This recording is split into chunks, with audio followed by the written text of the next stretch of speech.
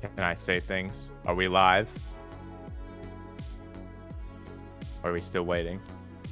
Hello, everybody. Welcome to the end of year Mutology tournament. I'm one of your co-casters, Q from Tales from the Card Shop. Today with me, I have, of course, the fabulous Two Lanes. Two Lanes, how you doing today? I'm doing good. I want to see some Mutology. I want to see some Mutants bash. And some Assistants crash. There we go. Boom. Absolutely, absolutely. So anyways, Hopefully we stay safe from the bombs down here. yes, sir. Yeah, absolutely. Yeah, it's a tight fit down here in the bunker, but we are excited to be here today. Had to dig out an extra room in the card game crypt, so we had the shelter. Absolutely. You know, today we got some crazy good matches today, and you know what? I'm just excited to be here. We both really like Mutology, so we're just excited to be a part of this exciting event. Yeah. We're going to have some games. I think the feature match is going to be Deegers and Zwei. Yes, it is. Yes, it is. Did you give them the feature room information? Yes. Yes, we do. Okay. Yes, we do. I'm just sending that over to our on-the-ground correspondent, Germ himself, creator of Mutology, doing the behind-the-scenes work today. So thank you, Germ, for that. Thank you for also setting up this event and letting the two goobers of us shoutcast this event. I'm very excited. Indeed. Hopefully, I'll remember the cards as I see them. Jarny, thank you for noticing. I did pull through the crypt a little bit. Two Lanes did send me that lovely photo of the crypt himself, and of course me rocking QT as always. We're just getting some final things set up before we get going today. Usually I use the Mr. Bones avatar when I argue with myself in videos. Just completely normal thing to do. Absolutely. All right, we're just getting one thing finalized real quick. They're getting settled in the feature match room, and then I'll show you some cool things we got for the overlay. Overlay? Yes, sir. Yes, sir. We just got to get all the, the fancy info down and all that.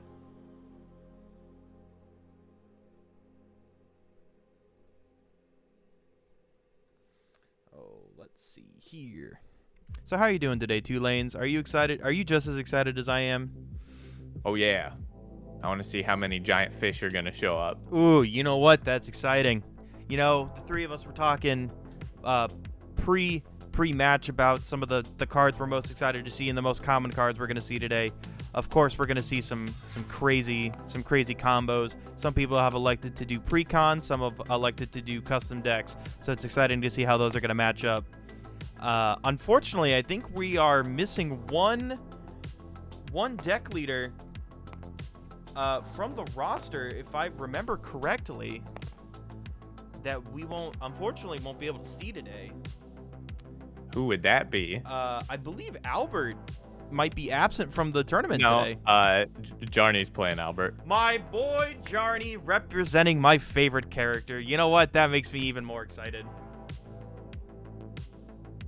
Yeah, I think there's a Volkova in there. Deegers is playing Albert too. What are you talking about? You know what? I apologize then. We have two Alberts, at least. A Volkova. A Shelly.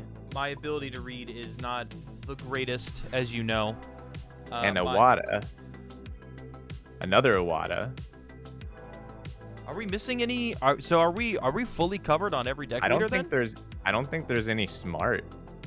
That is unfortunate. All right. Before we get going here, all right, we have. Let's swap over to the aerial cam, shall we? Boom! There we are. We got the aerial cam going up right now. Looks like we have ooh, Elizabeth. We got good old Shelly. Boom. We got Shelly on one side. Who is Deeger's playing? Let me find that out.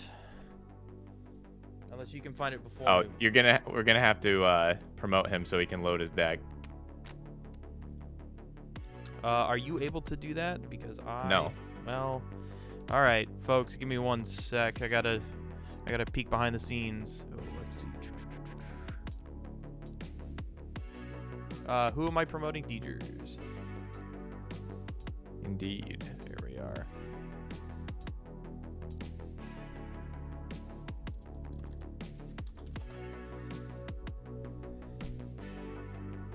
All right, we got that going. I apologize. Let's go, Albert! There we are. Readings for chumps. Vince, I'm so glad you said that. Thank you, thank you. Let me just Reading is definitely for chumps. Let me just turn our background music down a little bit so we can get some clear audio here. All right, we are here. Everyone's getting prepped for Mutology. This is so exciting. All right. Thank you again, everybody, for showing up today. I know we're all very excited to see some rad slinging monster bash in action today.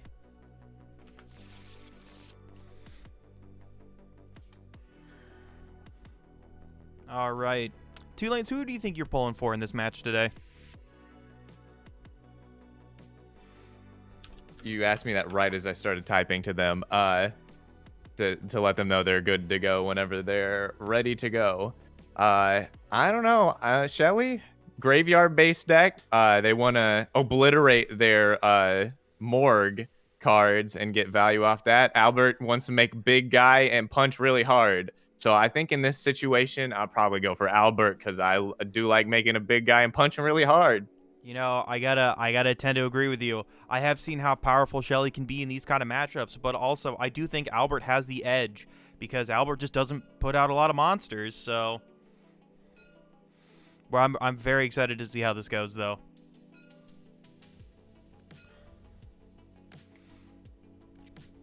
Yeah, it might be a bit of a problem if Albert gets a big guy out that can just clear things in one hit, because one of Shelly's abilities is that she can remove 2 damage from units. She can heal them up, but it's going to be hard to heal them up if they're already in the ground. Absolutely. I will say I'm very excited. I'm not excited. I mean, I am excited. I'm very interested to see how some of our other competitors are going to be matching up today. Because like I said, we do have a healthy mix of precons and constructed decks. So I don't know if Y is playing the precon. Yes, he is. I mean, listen, the Shelly precon is very strong. You know, we like to see some crazy stuff going on. I'm a big Albert stan, of course, though. So both competitors refusing to put their cards sideways, as the playmat would indicate. Don't worry, I will do that for them. What? They're like, "What did you do?" Yeah, why'd you do that? So I can do this. Interference. I know. So, of course, let's go over our cards real quick. We got Shelly MD. Whenever one or more of your cards leaves your morgue during the turn, you may choose which one that hasn't been chosen. Place the top card of your deck into the morgue. Remove 2 damage from a unit you control and irradiate a mutant. Very strong. And Albert basically is Unga and Bunga. Whenever you play or create a non-specimen mutant from first time each turn, draw a card. If it's an Apex, draw 2 instead. Activate, pay 15, flip Albert into Chad mode. Now, hopefully, at which point he becomes a 10/10 keyword monster that basically does anything. Looks like Deidre's going to go for the Mulligan 3. In this game, you can choose any cards you don't want after drawing your initial 5. Shuffle them back into the deck, draw different ones. We got some good starting hands from both sides, actually. This is going to be exciting.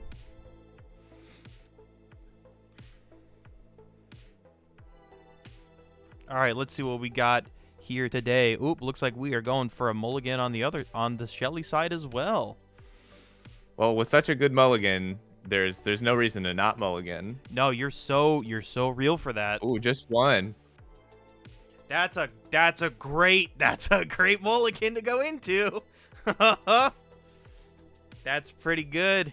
Immediately mulligan into a mortuary assistant. Man, I'm so excited to see how this plays out. Both. Are you excited, Q? I think you're excited. I am very.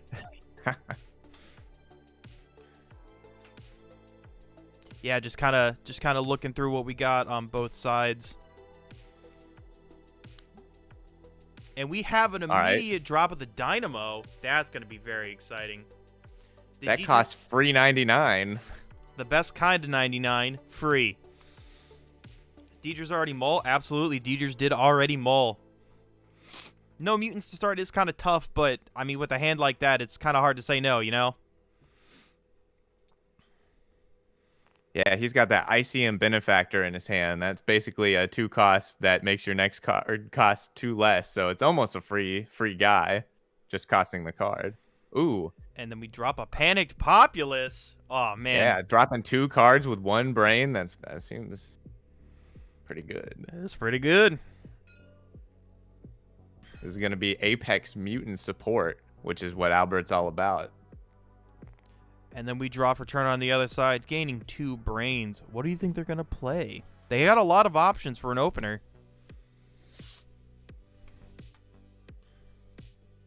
Mortuary Assistant is the one where when it enters and when it gets killed, it will mill a card, I'm pretty sure, so. That seems like a good opener, and that's what he's going to go with. Place the top 2 cards. Gonna mill the Botched Operation, which is a pretty good removal card. Shelly does have cards that can get stuff back from the morgue though, so it's not gone forever with her. No, it is not. Like we were stating earlier, the tricky thing about the Shelly versus Albert matchup is Albert plays very little actual mutants. So it's gonna be tough to see. He does have a lot of support cards, but you know the idea with Apex is you can only have 1 Apex on the field at a time.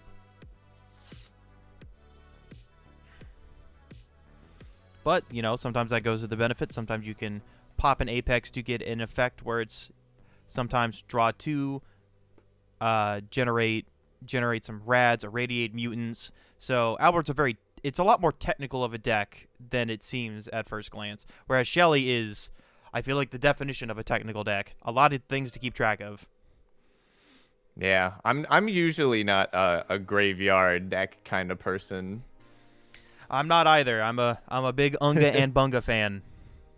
I like to have Unga, but then like you stop and think for a second before you Bunga. That's usually what I like. No, that's you're so true. It makes me feel like I'm playing a smart deck, but I'm still probably not playing a smart deck. Ooh, dropping the Galvanizing Goo. Dropping the goo. Gooing on us already. And the goo can activate to obliterate a unit in the morgue and irradiate a mutant up to 2 times. So that's up to 2 free rads for a card in the graveyard. Looks like Zwei's just going to end his turn there, moving his goo to the field from the lab in his deployment phase. All right, then we move over to Deegers, who is gaining brains for the turn, and then we'll draw. Let's hope for a good top deck. Here we go. Oh, well, that's a pretty good top deck. That's a pretty good top deck. There's the mutant. Arguably, the Zogira baby. One of the best top decks he could get at this time. Yep, no mutants, no more. It's pretty great, too, because, you know, Deegers does have that Fanatic in his hand, just kind of sitting and waiting.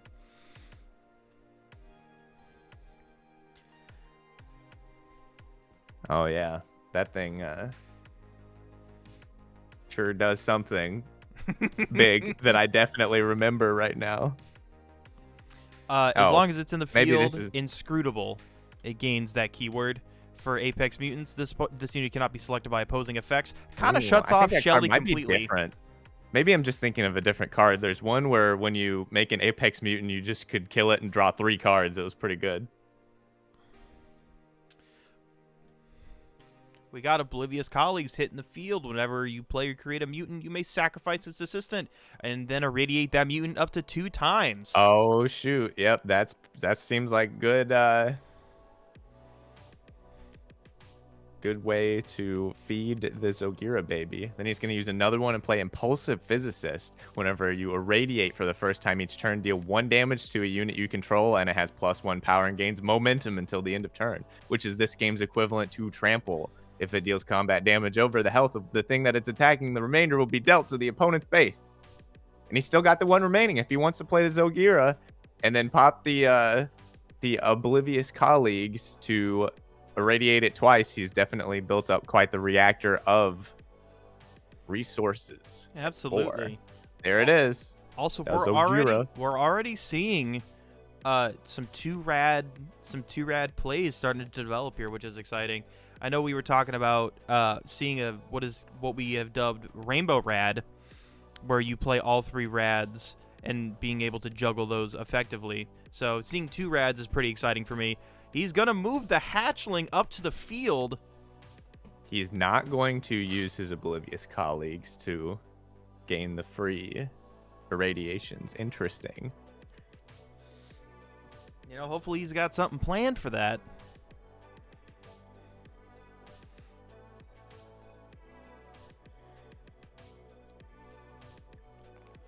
He is burning through his cards pretty fast, though. Only 2 left in hand. He's going to have to draw a Stand in Awe if there's one in his deck to be found.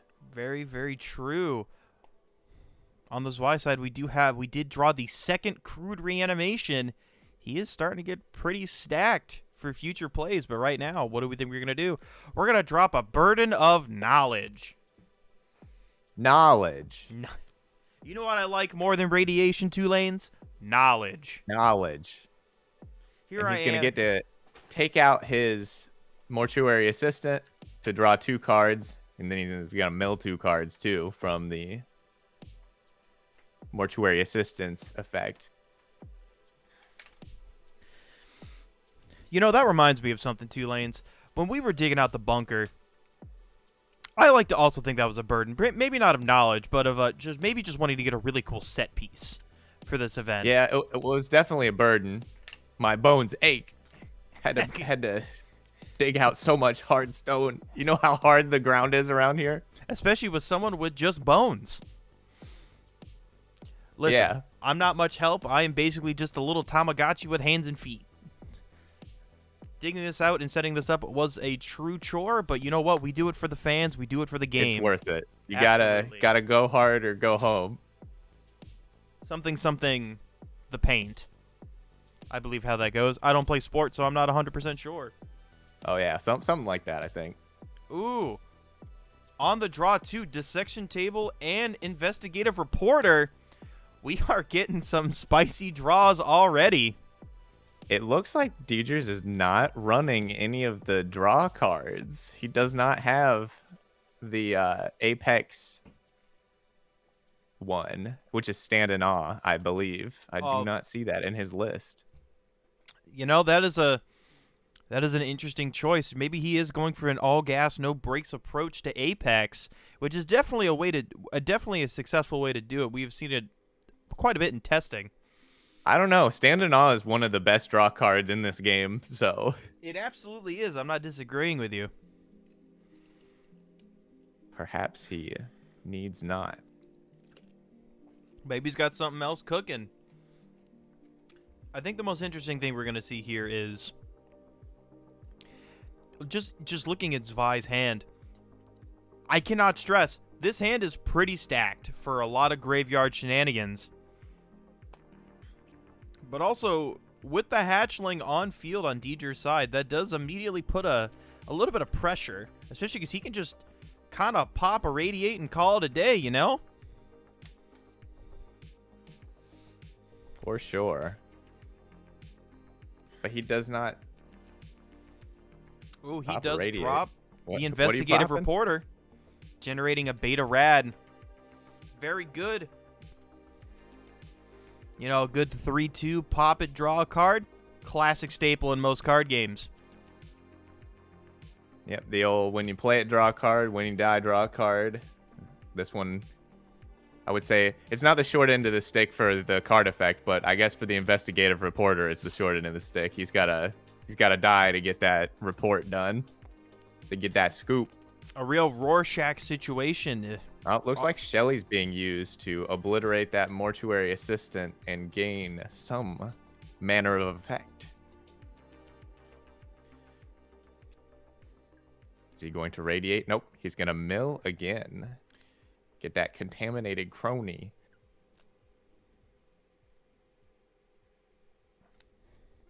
Which is a pretty good one to have, because if he obliterates that one next turn, he gets a free irradiate. That is very true. Like I said, I feel like he's a lot of potential, but the only thing he's really got right now is the galvanizing goo. Yeah, and I don't think the goo can evolve into a stage 2 mutant, so that's what it is, and you get what you get. He does irradiate twice, making it a 3/4. It is definitely bigger than any number that is on the opposing board, with the Zogira still at 0. Now, and the goo also has double beta on it, so it has regenerate. So even if it's blocked by the panic populace, it will start to heal up at the end of the turn. absolutely. Does let the 3 damage go through, though, so now we are at a 30-27. Now, I think what's interesting is, do you think trying to snipe the hatchling is going to be a good play this early on? Especially because there's no rads on it. I think trying to get rid of Albert's 1 mutant as soon as you can is probably a good idea, especially when you see how low he is on cards. That is true. That is a... You know what? That's not a bad draw. Enhanced aggression. He's going to have to start irradiating this hatchling, though. Absolutely. I think the big problem right now is he doesn't have 4 alpha rads.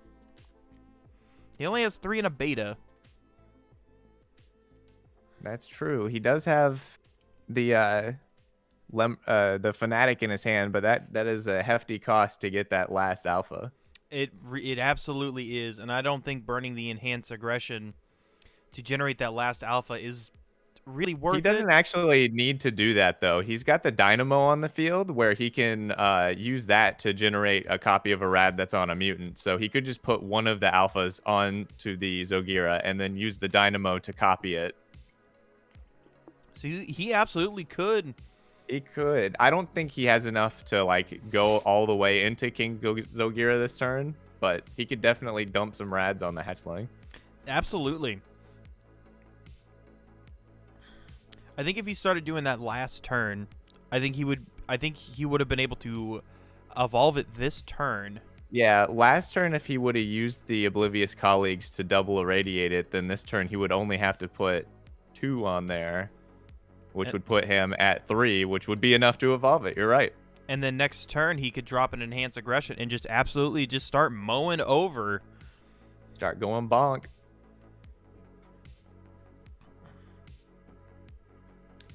Especially because the Dynamo is such a strong turn 1.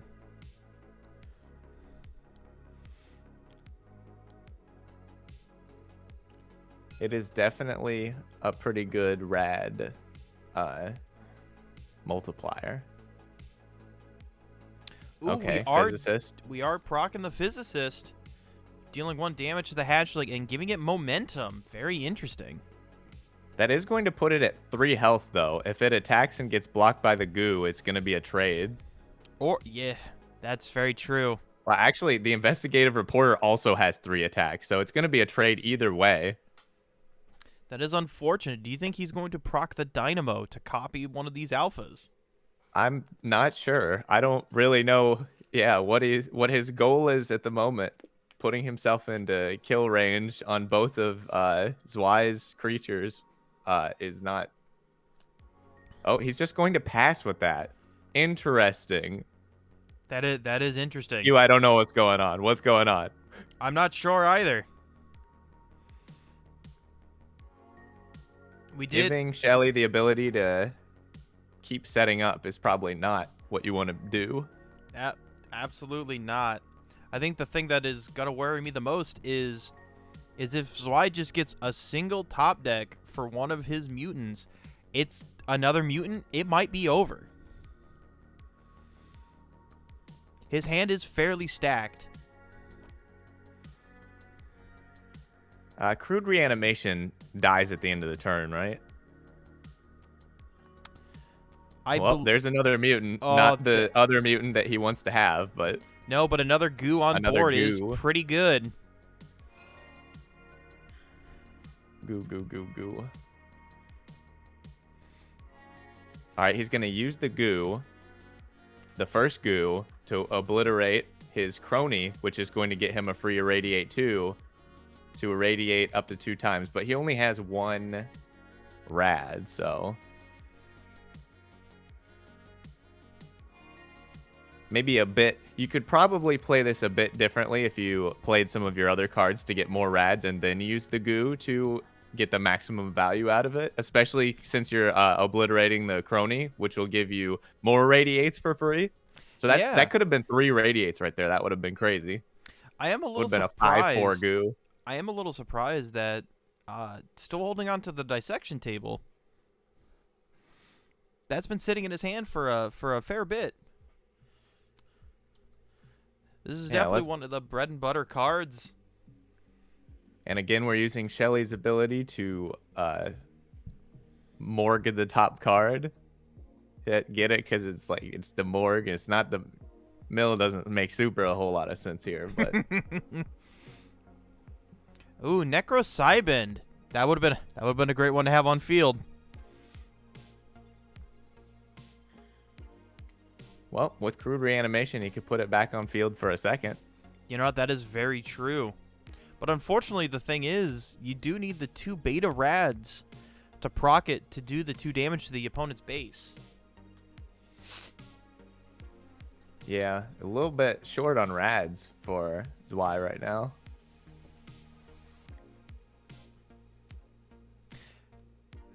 And there we are. He is dropping the dissection table.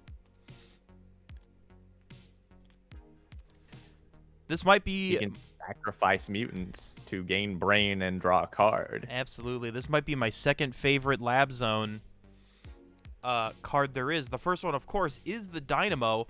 This is just an incredible card. I like the Incubator. Ooh, the Incubator is the good. Specimen Incubator. For our token fans out there.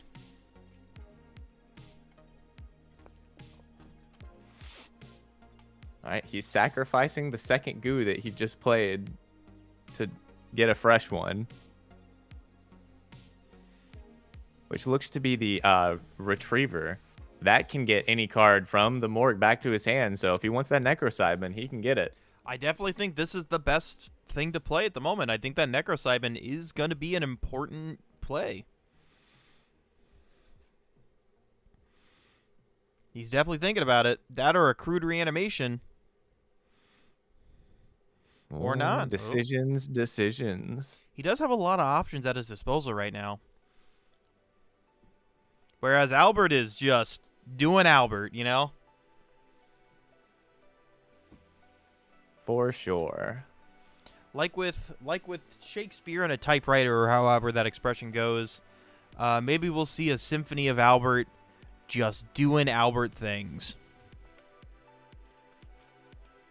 A symphony of Albert would be like Winston from Overwatch doing an ultimate into the full enemy team. That would be magnificent to watch. I hope. Here comes another crony. Oh, we did drop the crony. He still does have 3 brains. I do hope he drops the hired retriever. That hired retriever, get that Necrocybin. Really anything that can help him. I agree. Basically his entire morgue is at his disposal. It's kind of the best part about Shelly. You don't have 1 deck, you have 2. He does flip his life over. I don't know what move that is. It looks like the goo's going to attack again. Maybe both things just attacked. They did. He just took 7, right? Letting all of it through. I guess the only life point that matters is the last one. You are so true for that. I'm not sure if I'd want this bunker we're in to take 7 damage though. That does not give me good vibes. Absolutely not. I'm pretty sure I saw an irradiated goose fly through a hole in the ceiling. Oh So, no, I thought I got rid of all of those. You know, that's okay. I think we're enough levels down. He does drop the benefactor. That's very exciting. He did hold on to that card for a very long time though. His next card is going to cost 2 less, so that's another card he could throw out there.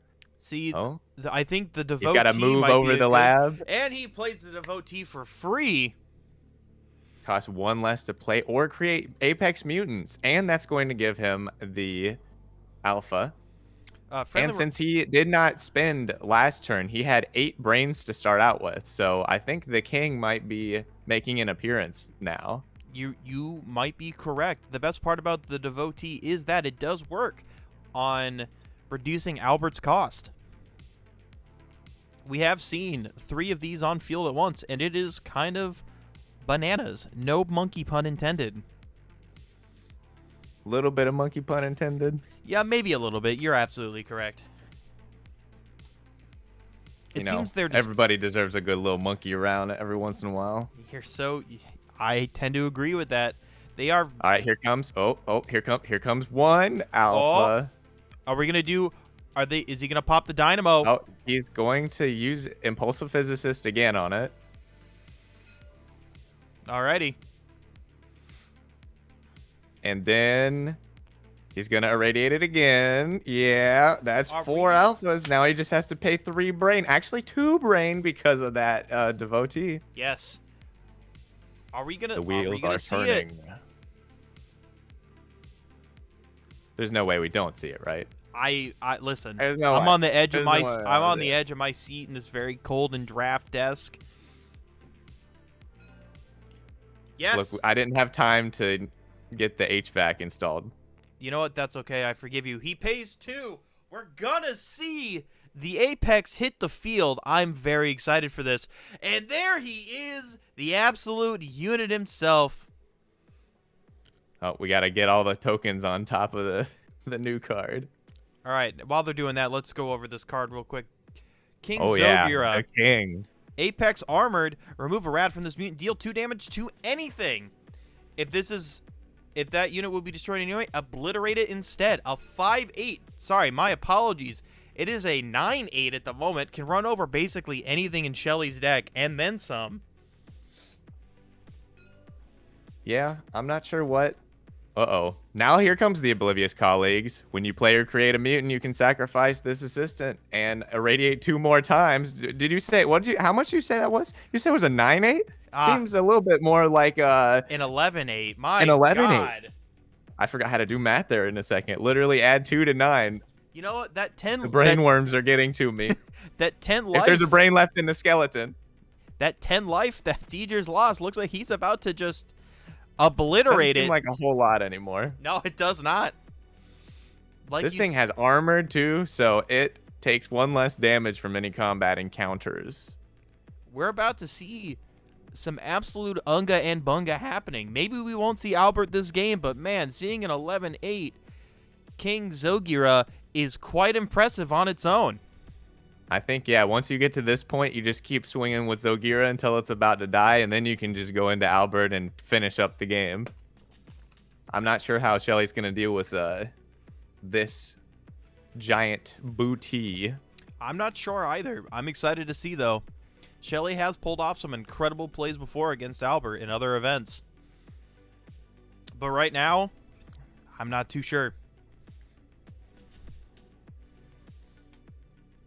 I think that's before the Apex had quite as large booties. You know what? That is very true. Oh.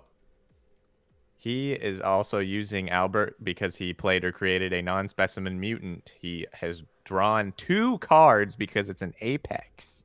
Now, he did draw a second Dynamo, which, those who don't know, was able to coin the term Dynamo chaining in this deck. The idea is when you use your last Dynamo, you can play a new Dynamo and then immediately activate the effect again. I mean, why wait? Just do it. Just My have 2 dynamos. God, we are about to see some explosive action here, folks. I am so excited. Of course, we get an Alpha Rad, which basically means we have 6 Alpha Rads. We're just beefing Zogira up right now. I think he's going to try and go for the kill. Or as close to it as he can.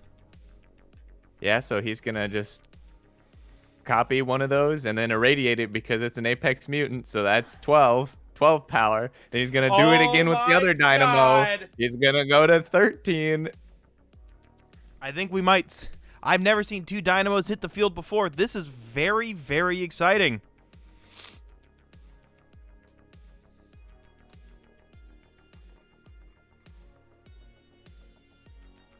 Like I said before, I don't know what Shelly does at this point. I think she's kind of cooked. I think there's one card. It's like the Grim Surgeon that makes both players destroy a unit that they have. But Deidre's could always just pick a unit that's not that one. Very and he irradiates it again. What are we at now? 13? 2, 4, 6, 8, 9. We are at 14. We are at 14 at the moment. My God. Oh. Did actually 14, and then the impulsive physicist gave it plus 1 power, so that's 15. And then it's getting plus 3 from that, so that should be at like 18. My God. My God. In one fell swoop, 16 damage. 16 damage. Welp. Hail to the king, baby. Hail to the king is right. My God, I don't think I've ever seen that much of an explosive Albert turn in a long time. I think at one point I had an Albert deck built that used Doom Bloom, which is a Volkova card where when you evolve into it, mutate into it, it can deal 10 damage to the enemy. So you just make a Doom Bloom and then you can go into Albert and then do another 10 damage. So my God, so you really could OTK. Another 2, yeah. Another couple damage dealt. We are down to 12 on Zvai's side, which is crazy. One fell swoop, almost.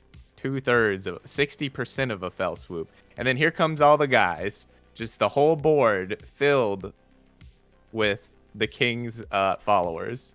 Well, I'm not sure if they'd call themselves followers. They're more like they're in front of Albert. They're running away from him, but or they're in front of Zogira. My God. If Too Fluent can't do this on this turn, then I think that just might be it. No, it is Too Fluent.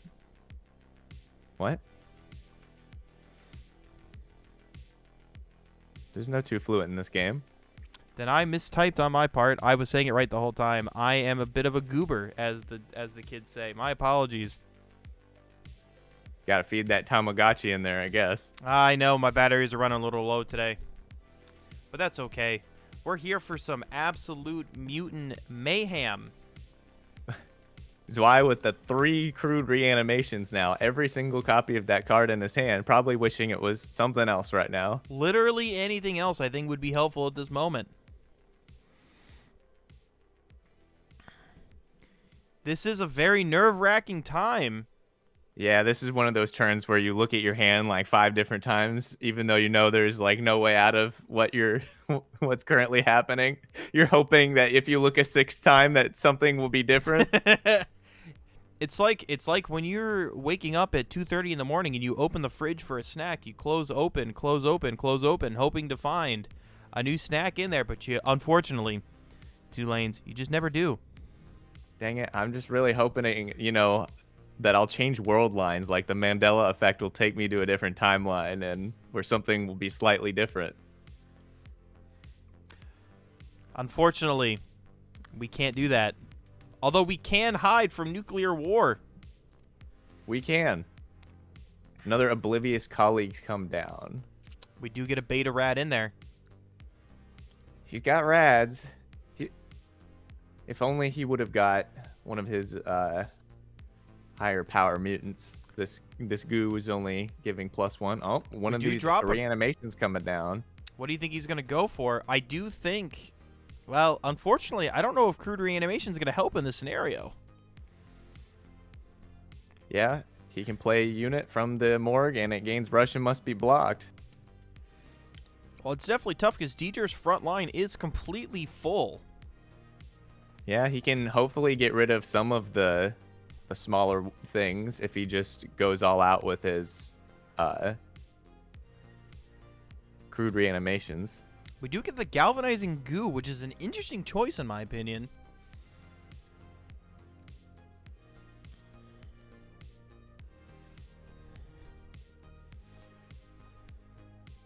Yeah, I maybe would have gone for the things with the higher attack values.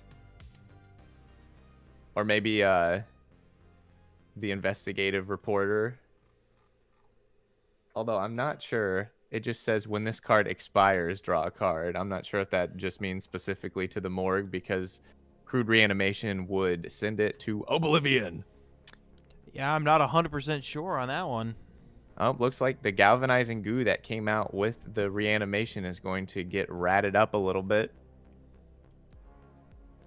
That is So true. it has 3 power. It is now the same power as if you brought back the investigator.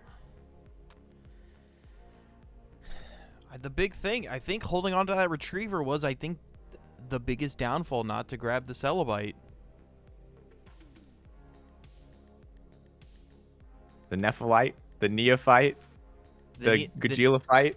The Neophyte hybrids. Shout out Warhammer 40,000. Anyways,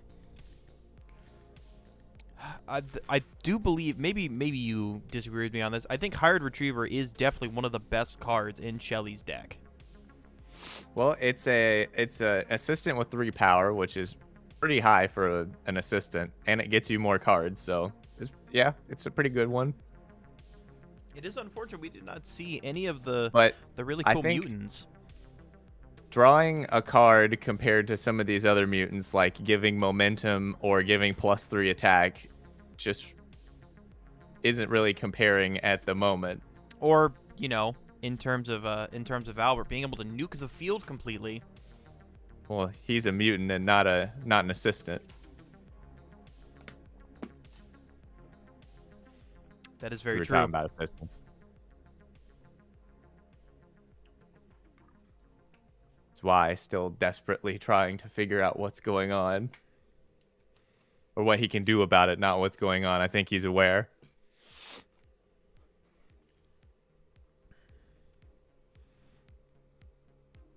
Oh, the second reanimation comes down. Drops another crude.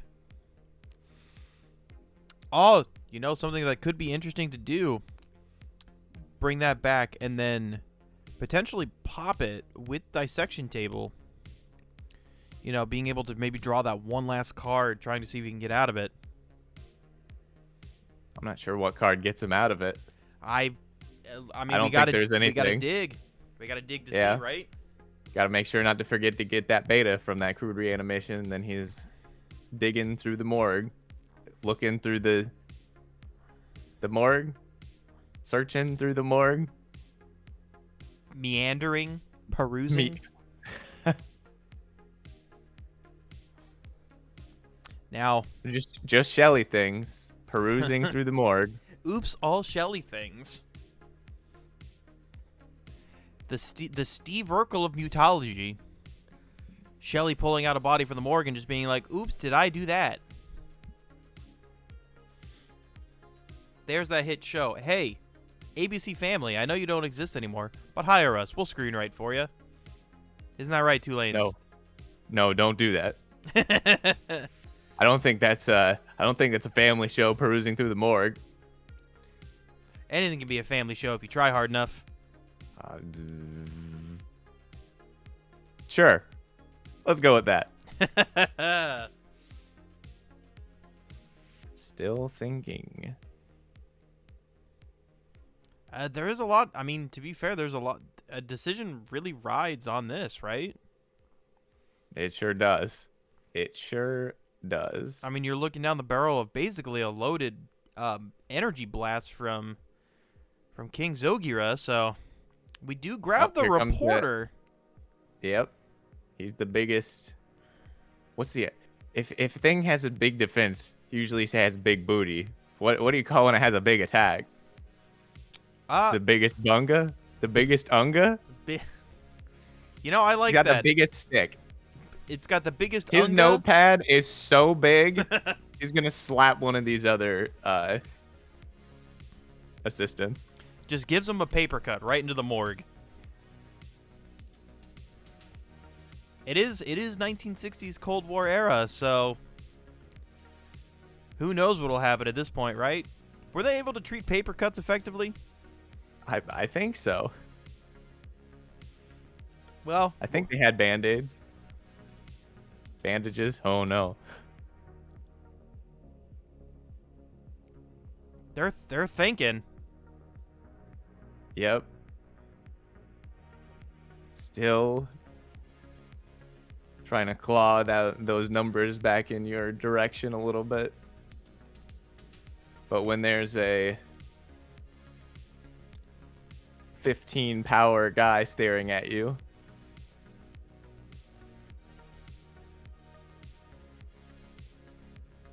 that also has trample. Here comes the third crude reanimation, baby. Just trying their best to claw something out. What's he grabbing this time?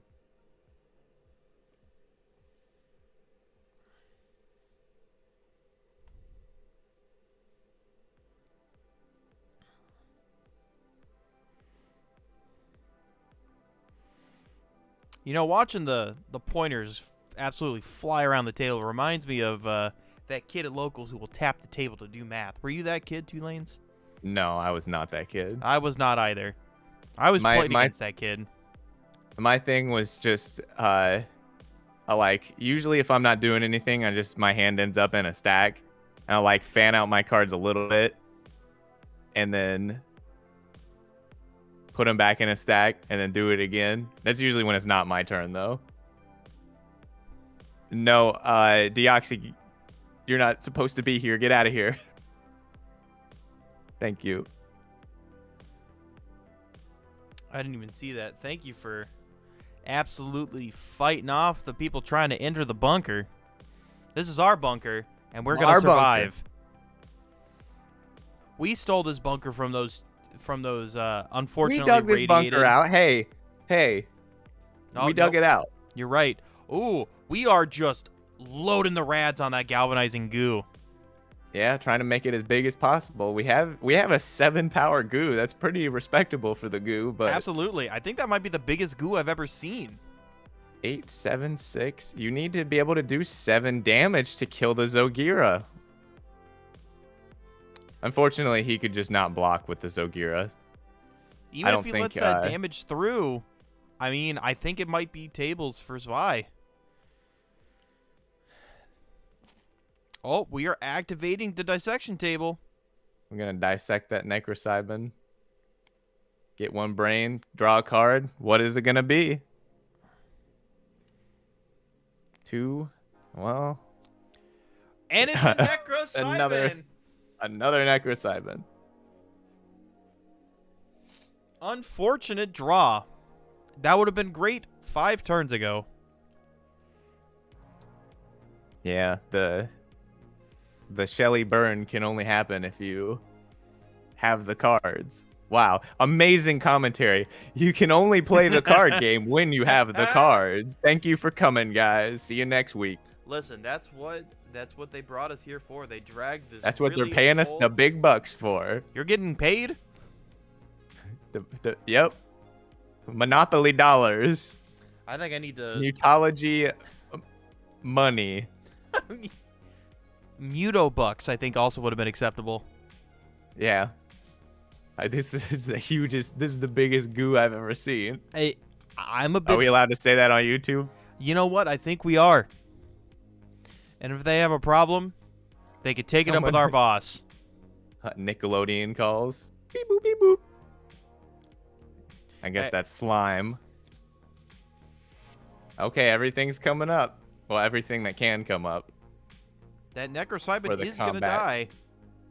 No, this is the second Necrocybin. Oh, this is fresh. Yeah, fresh, Fresh little guy. fungus. But can we see the bungus? All right. The goo and the reporter attack. Goo gets blocked by devotee. ICM benefactor being a free block. Putting the damage on these guys. They're gonna die anyway, but oh, he decided that they're gonna die anyway and didn't. Don't put the damage on there.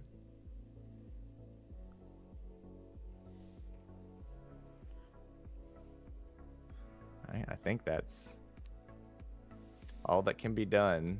There goes the reporter. Rest in pepperonis, reporter. I hope your story was good. Now I know. Ooh, yep, we got one. Oh, I guess the contaminated crony also attacked. Yep, and then just block one with the physicist. That makes total sense to me. Oh, yeah. The reporter got blocked by the ICM. That's why it died. Did the other goo attack too? Yes, it did. No, the big goo did. Oh, nope, the big goo did not attack. And yeah, just letting it through. 13-12. Oh, did it attack? Yep. Yeah, okay. My God. I missed that.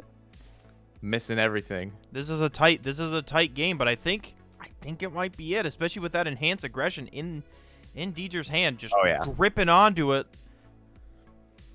This is definitely the time. Has two different ways to give Zogiro momentum, and that's really all he needs. Because it has infinite attack at this point. Absolutely. I mean, listen, 2 Dynamo is absolutely crazy. We see the Retriever on the draw. Did not expect that to pop up.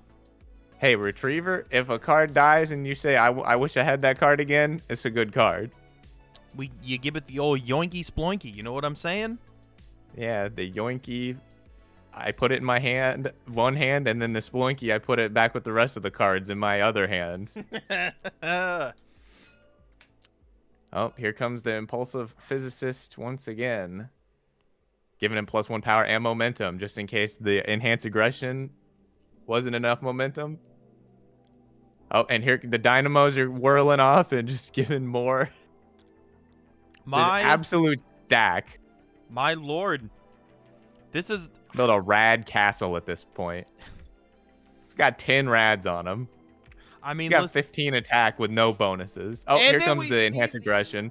You just got to style on him at this point. You're like, yeah, I got this too. No big deal. Be honest with me. Would you also style on them? Because I absolutely would. Yeah.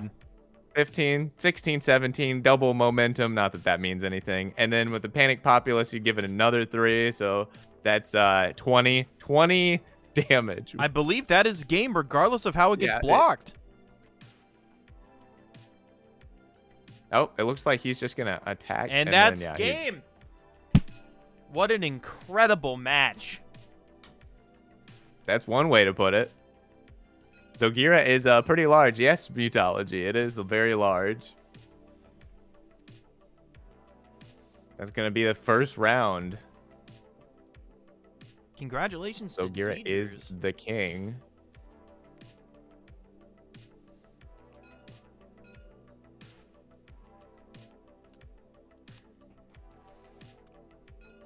An absolute rip snorting good time in that match today. Seeing the double dynamo drop was just peak fiction, in my opinion. You love to see it. Imagine Deidre's didn't draw the Zogira.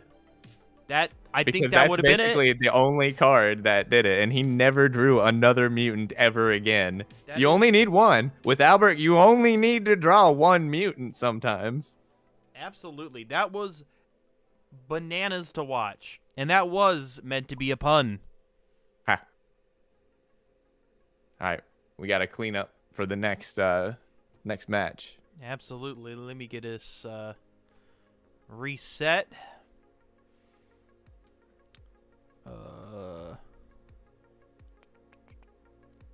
If I remember how to do this properly.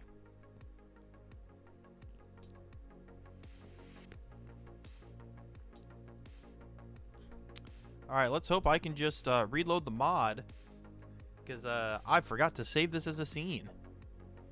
Oh dear, we are in trouble, aren't we? Let me just reload the Mutology mod. And then we just shift one to the... Oh, no, the camera did not save. Did you save the mod after you set the camera? Nope. That's probably why. All The right. life counters aren't in the right spot either. This is just the mod. All right. We can go back and clean up the stuff on the table. Absolutely. We are going to go back to the announcer table on stream, though, while we do the cleanup. What an incredible match that was.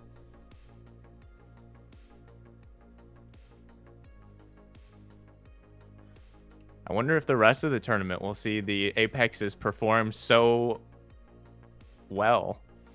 That was incredible. I don't know. I didn't expect to see the Apexes perform that well off the rip.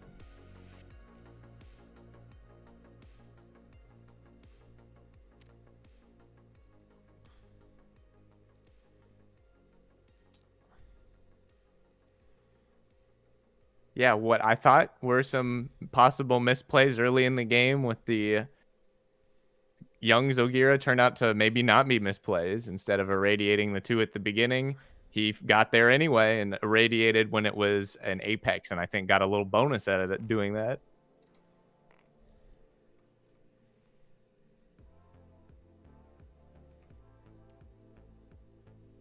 Who are we going to see next round?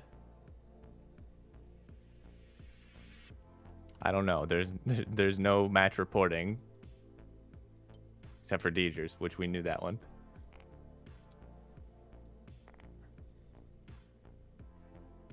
Deoxy says a 10 plus power fish won him the game. Also an Apex monster.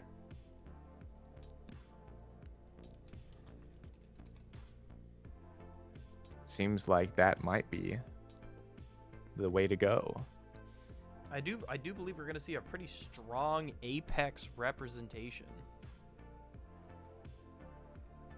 They have large booties and big effects and also big ungas and bungas and sticks or whatever I wanted to call the orange number. The orange number? Yeah.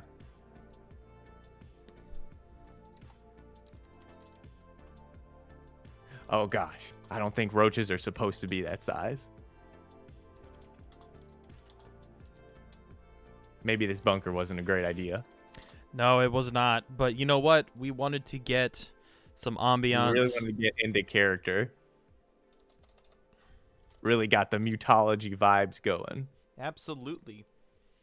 Let's see if we can snag Deejers real quick, just to kind of go over their game plan. Not you, Deoxy.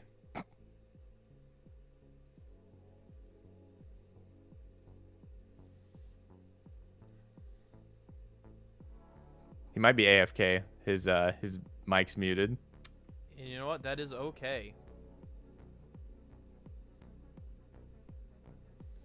The game plan first was to Unga and then to Bunga. All right, we actually do have our round 2 pairings. All right.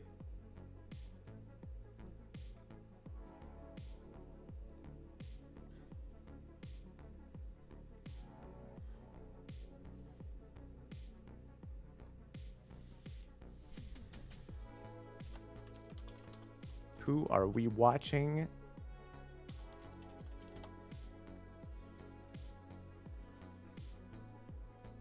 Oh, Deejers and Jarny. Absolutely. We're going to be able to see last tournament's winner.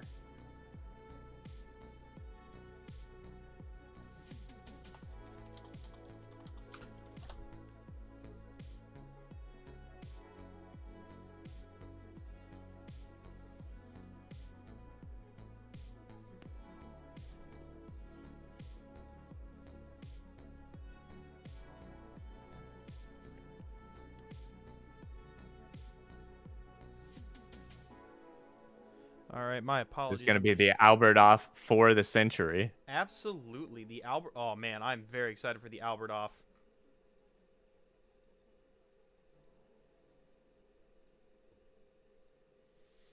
All right, let us get... Oh, it looks like Timix has re-entered the fray. Oh, We now have 8 players. No more buys. That's nice. that is exciting.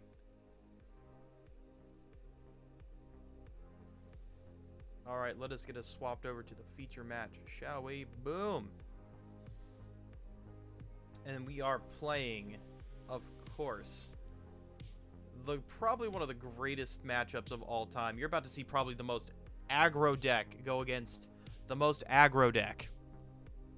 I'm not sure if I'd call Albert aggro. My mind almost completely blanked. What's his name again? Whoa, brain. He's more of a, I don't know, mid-range. You gotta build up Albert. He's not just gonna come swinging at your face on turn 2. But once he starts to get going, once he gets going, it's hard to stop him. Like we saw last match, a 21 power King Zogira. Yeah, removal is fairly limited in this game, so you're not just gonna drop a dark hole or a quick Q. What's a magic card? Wrath of God, something like that, and kill everything. World Fire. Sure. You tap it, destroy every land on field. That is not what I meant. That's land. It's the only. That's magic not a card board wipe. It's the only magic card I could think of. Oh. I'm a sham. Dang, we're both shams. Looks like everyone is just getting wrangled, ready to go. Oh, I'm not actually a sham. Wrath of God actually is a board wipe.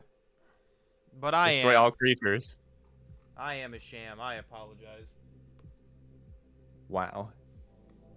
A familiar face loading back in.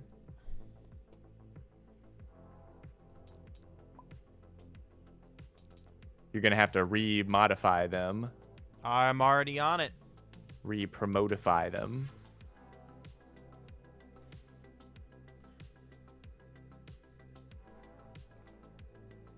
I am very interested to see how this goes. Yes.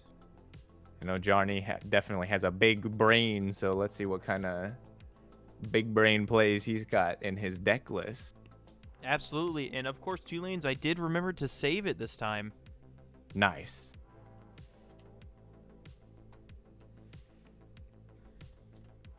And I did save camera 1 again, of course. Thank you for being my tech support to your tech support.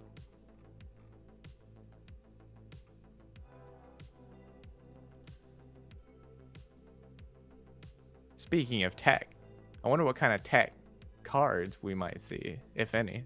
I'm not 100% sure, honestly. I am excited to see what's going to get thrown down, though.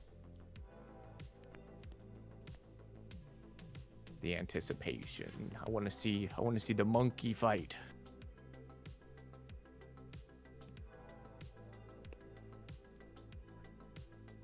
I know everyone's just getting settled in at the moment. Anybody in chat? How chat doing? I do have chat open, so if anybody says anything, I will see it eventually. I need a 3rd screen so I can put chat on its own thing.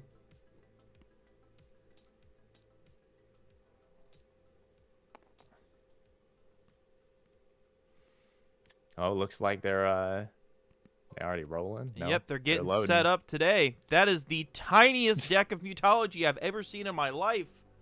What up, Getrobad and Hobsond? Banana indeed.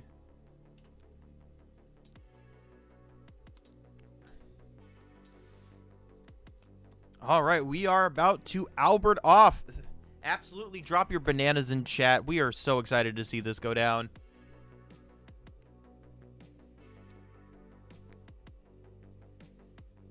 Johnny said he was going to be peeping the opposing deck list since they were posted publicly. See what he can glean from that.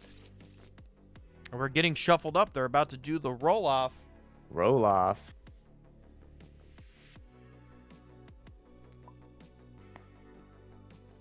Got a 1 from Deegers.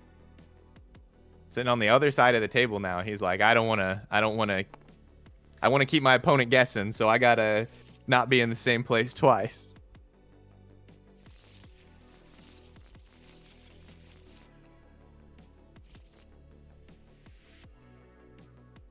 All right, let's see what we get from this opening 5. All right, I expect to get my pants blown off by how... My God! Metal Munching, Zogira. It's some pretty good cards from, actually, both of them. Yeah, that's a Got pretty... the Growing Guppy. They have their Apex Mutants in both of their opening hands. Ooh, that Guppy is scary, but also we have seen Zogira being able to do some crazy stuff. Teacher's gonna mulligan 2 and then shuffle back. I think Johnny was at 2 or 3 from him. A couple cards. He said maybe these could be a little bit better.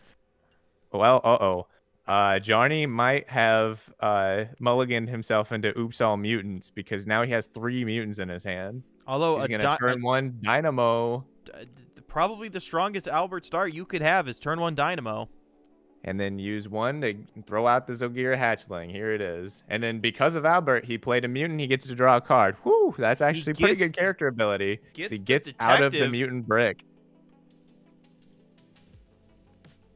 At the beginning of your start phase, if the assistant is on the field, choose a lab unit.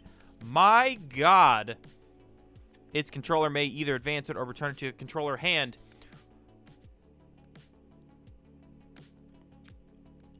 That say advance it, or it was lab, right? Yes. Oh yeah, it may give the big thing momentum, and then use that to throw something from the lab to the field, or he just gets a free swing. Deeger's throwing out the Guppy. Looks like he might be playing for the other mutant that this deck runs this game. And the Panic Populace. We saw that putting in a lot of work last game. I think that got in at least 6 extra damage, which is nothing to sneeze at.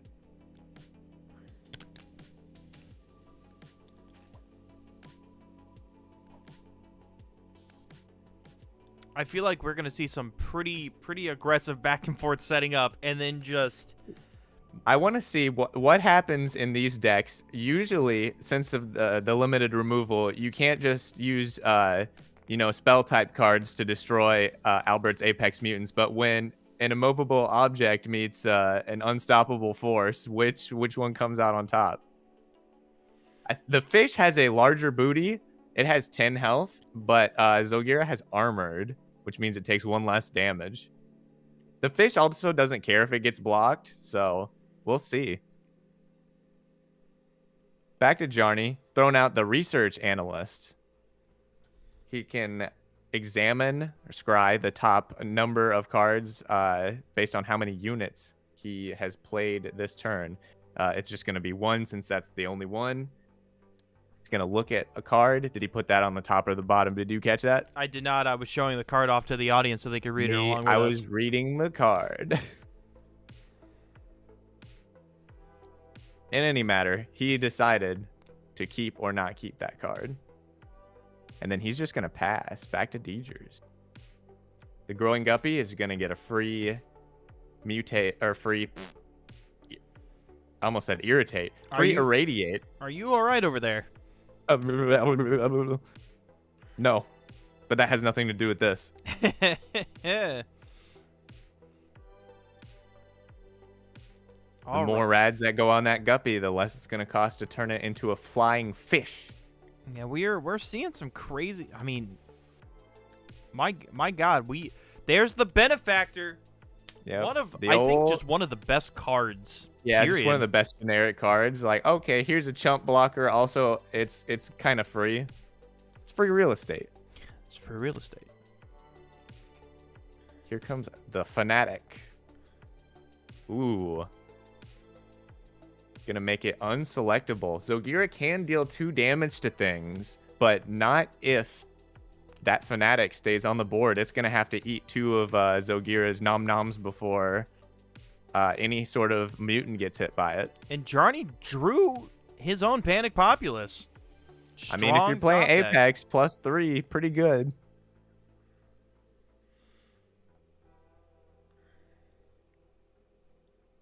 Deidre's also banking that brain, so he's going to have 6 next turn.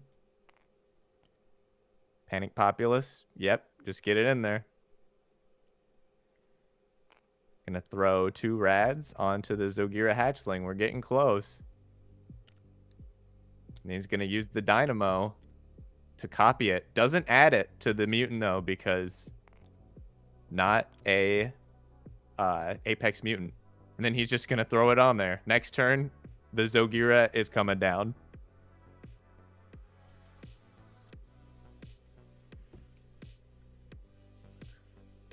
What's Deidre's got to say about it? Gonna go to 6 brain, get him a card. Oh, that Primordial Ooze. Oh, oops. Metal Munching Slime is like the super old name for that card. Man, that Enhanced Aggression is glued to Deidre's hand. He needs to play some more cards so he get enough to turn that Growing Guppy into the Flying Fish. Another Panic Populace? Holy crap.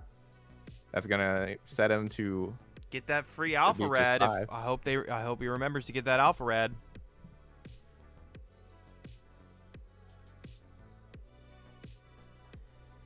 No, and then he's just gonna pay. He's going for it. He's just gonna turn it into the Flying Fish. He did not put the Alpha Rad. Forgotten. I mean, we've both seen that forgetting a Rad could absolutely change the game. Man, that Flying Fish.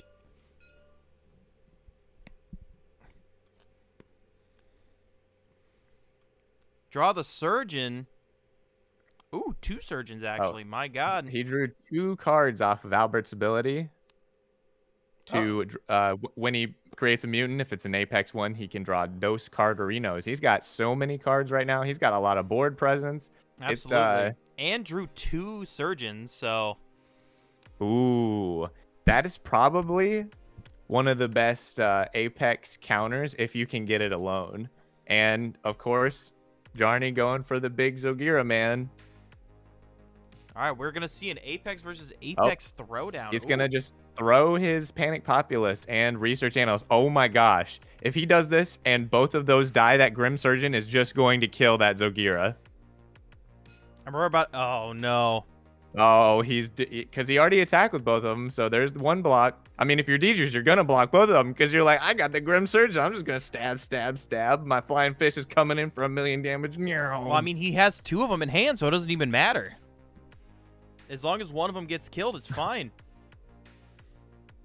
Oh, yeah, and Deidre's did leave himself with 1 brain.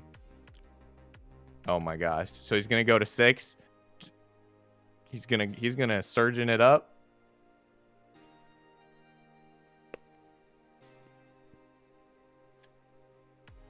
Ooh, did we get... Oh, King Zogira used his ability to deal 2 damage.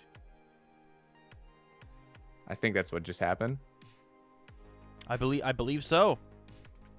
My God, should be obliterated. Up to 6. Yeah, we might be able to see a double Grim Surgeon play and just. I would absolutely get rid of obliterate that board. You gotta get that thing out of there. I know. Zogira, just like we saw last game. Zogira Grim Surgeon kill the Fanatic maybe, and then Grim Surgeon kill the other Grim Surgeon. Because then your Panic Populace still gives +3 when the Flying Fish attacks and does 5, 6, 7, 8, 9, 10. Field, though. It looks like he discarded. No, he discarded that for its other effect. You can discard it to deal 2 damage to anything. There goes that Panic Populace. Now he just has to play 1 Grim Surgeon again. Please drop that. Oh, we played 3. Drop played 3. Grim Surgeon. Boom. Jarny's like, F my life. Oh, he's just going to kill the Grim Surgeon. I mean, I feel like that's the best part, right? Oh, no. Has enough to play Enhanced Aggression. Oh, my God.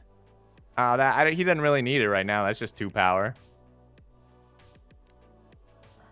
He's just going to attack. Bam. 10 damage. Absolutely insane. Actually, 14 damage. He just swung with everything. Yeah, Jarny, nothing on board. Crazy. That Grim Surgeon tech. When I was talking about techs, I guess that's the card right there. Absolutely. I mean, listen, Grim Surgeon might be just the best removal in game. Yeah, It's not super great if if there's a wide board, but tall board, easy. You know, if you're playing against smart, absolutely not worth it. Drops the Not worth ICM it. benefactor. Yeah, gotta build up something. Unfortunately, blocking this flying fish won't do flying anything, so.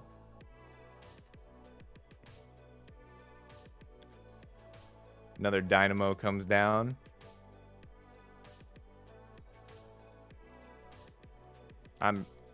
Yeah. It was ICM benefactor, then Zogira, then that. You Yeah, can tell. Jarny's hand not looking great. You can see in Jarny's hand he's got the I forgot the name. What's that? The purple looking card. That's the Volkova removal. Yeah, hazardous conditions. Yeah, hazardous conditions. That can do 4 damage, but unfortunately, Flying Fish has way more health than that. This Yeah. is a great card, but It's a good card against anything that's not Apex Mutants. absolutely. Well, this card can take games very easily. You know, you're just like, Oh yeah, I'm just slap short. extra 4 damage. Absolutely, that can make or break a game. Oh, Deidre's going up to 8 brains. He's got maximum No brain power way! right now. Did they just top deck the Dynamo? Oh yeah, that fish is about to get real big. Man, It's gonna be a real big fish. I appreciate that joke. This is why they pay us the Muto bucks. You know what I'm saying? Yeah. It's I definitely. wish I knew the only real big fish song I know is a cover of Take on Me. So if I just started doing Take on Me after making the joke, it wouldn't make any sense. Life sucks, so let's dance. Life sucks, so let's dance. Oh, that's the only Alright. other real big fish song I know. Okay, that's better than mine. Man, Oh, this is fishy, a fishy. tough spot for Jarny. Yeah, he's kind of at a. He lost his. That's the one problem with the Apex Mutants. Once you lose your Apex Mutant, it's gonna be a tough ride to rebuild up to another one. He almost has. Dieters does, I think, in theory, have lethal on board. You think 16? I mean, fish. No, you can. 8, 9, 10, 11, 12. The enhanced aggression, 13, 14 plus momentum plus that rad. Plus that additional rad you get, you can just dump it on the fish. Yeah, that's 16 on the dot. Damn.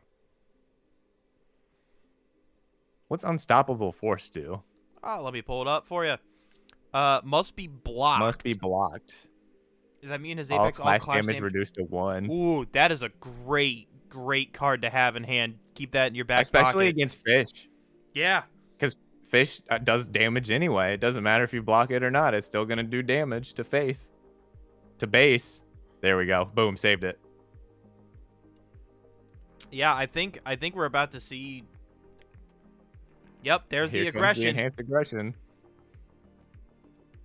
So what I think DJ's also would probably be like super lethal. I think he forgot the 1 alpha earlier, so there's another possible 1 damage in there. I think that might have made. I think that missing rad might have done it in terms of Winning this turn. absolutely. So 5, 6, 7, 8, 9, 10. Fish currently at 10, 11, 12, 13 with the Panic Populace.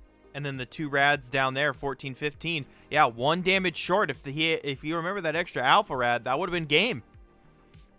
I think he could still do it. Just unstoppable. Oh, well, no, just unstoppable force. That'll give you the extra 1, and then just put all 3 rads on the fish. You're absolutely correct. I didn't even think about that. Yeah, just play a guy that gives you a rad. And he's got the brains. He's got 6 brains. He's got mega brains right now. Yeah, having 6 brains is still insane. Well, I wish real brains work like that. You know, if you don't use it for a while, then it's supercharged.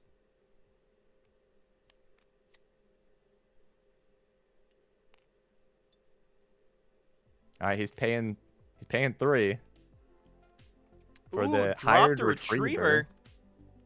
So he's gonna grab something back from that old discard. What's he even gonna get? I'm not sure, honestly. And then just put all 3 on the Yep. That's exactly what he's doing. I think that might be game.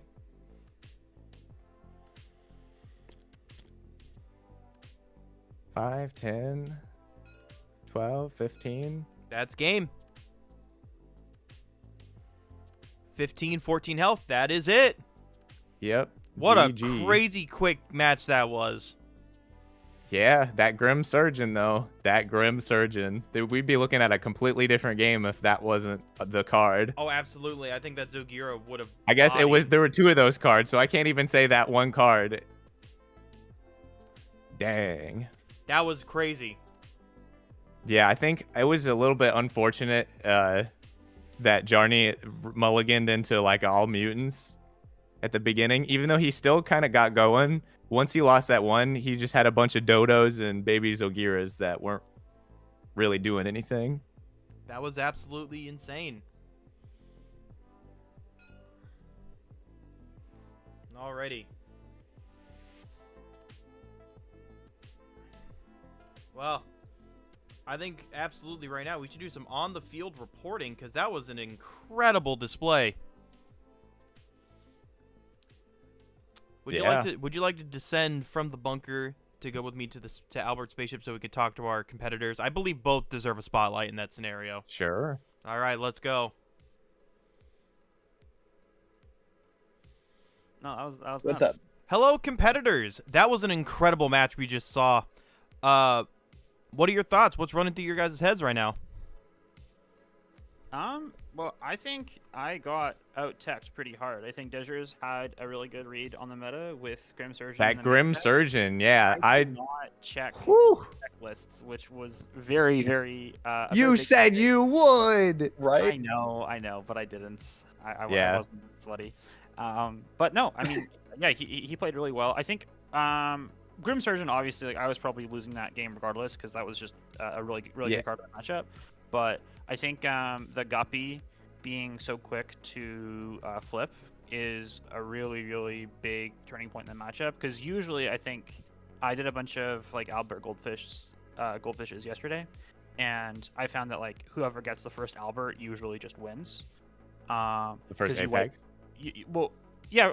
First Albert flip usually because you get the Apex, and the Apex it's more like a jump to Albert because you wipe. I just thought you misspoke. I'm sorry.